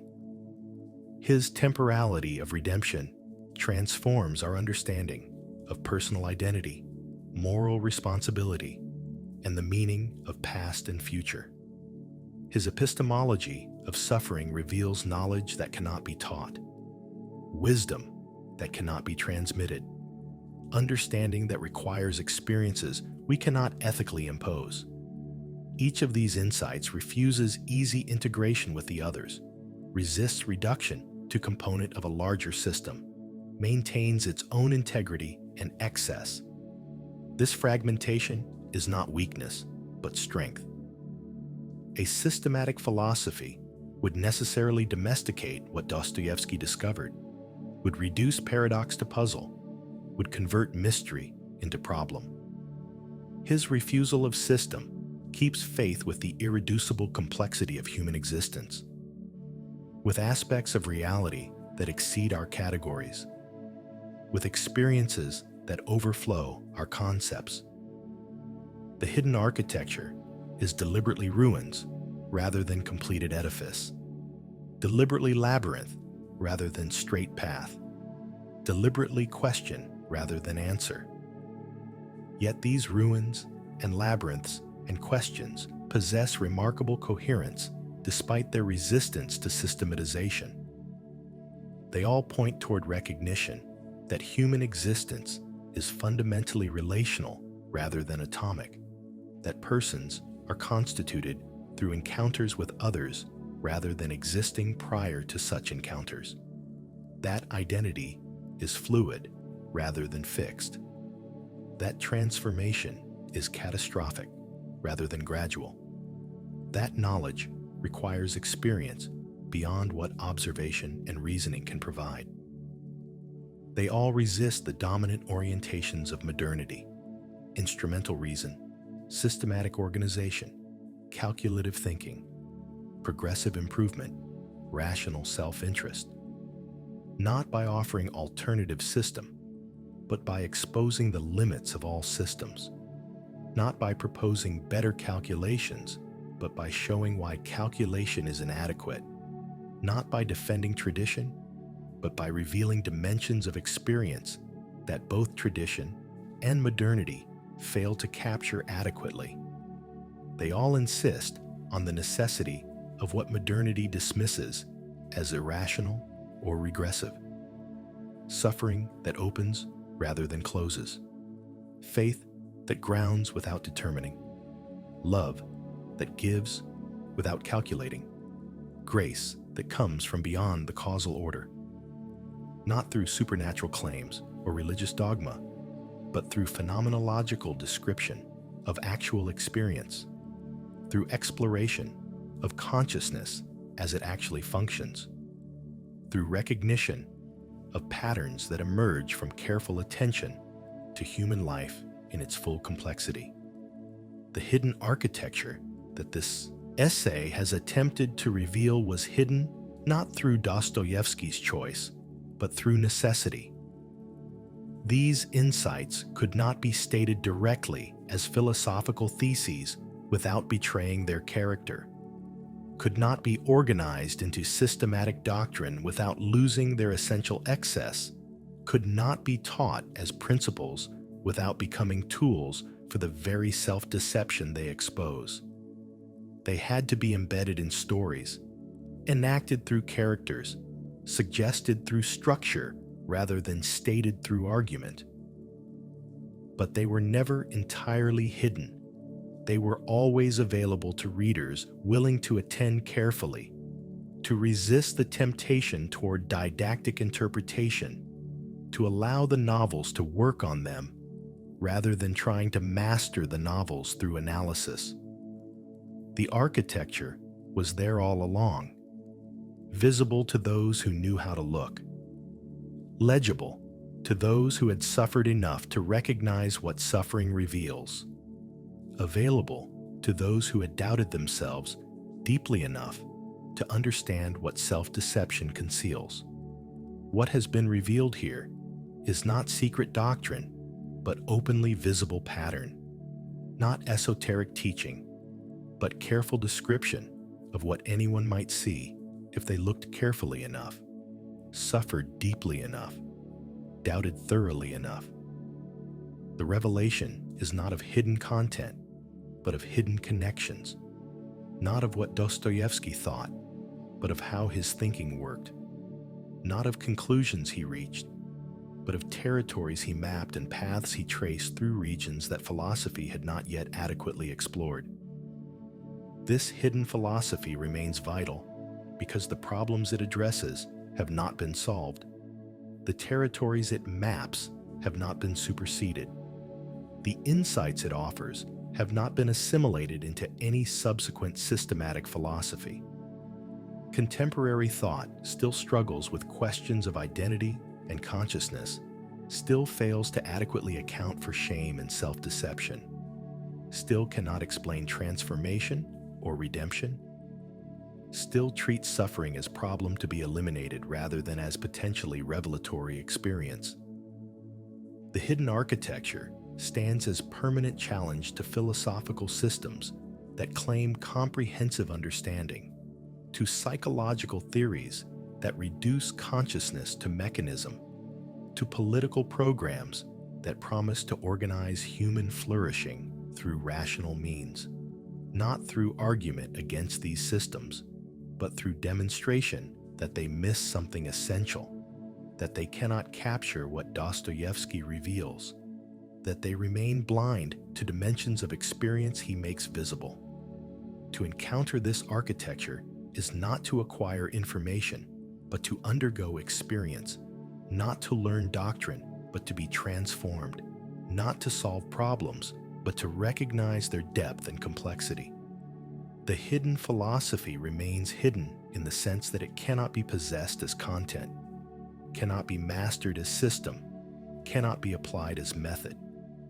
It can only be encountered, lived with, allowed to work on the reader over time in ways that may produce transformation, but cannot be predicted or controlled.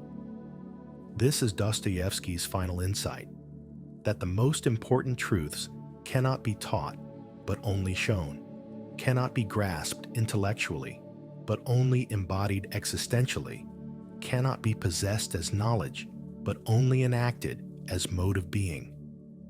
The hidden architecture reveals itself not to those who study hardest, but to those who suffer most deeply, not to those who analyze most carefully, but to those who are broken most completely, not to those who master the texts, but to those who allow the texts to master them. The revelation is never complete, never final, never possessed. It must be discovered again by each reader, in their own way, through their own experience, in their own time. The architecture remains hidden even as it reveals itself, remains mysterious even as it becomes visible, remains excessive even as it becomes familiar. This is not failure of communication, but essential character of what is being communicated. Truth that can only be known through transformation. Wisdom that can only be acquired through suffering. Understanding that can only come through being understood by something greater than oneself.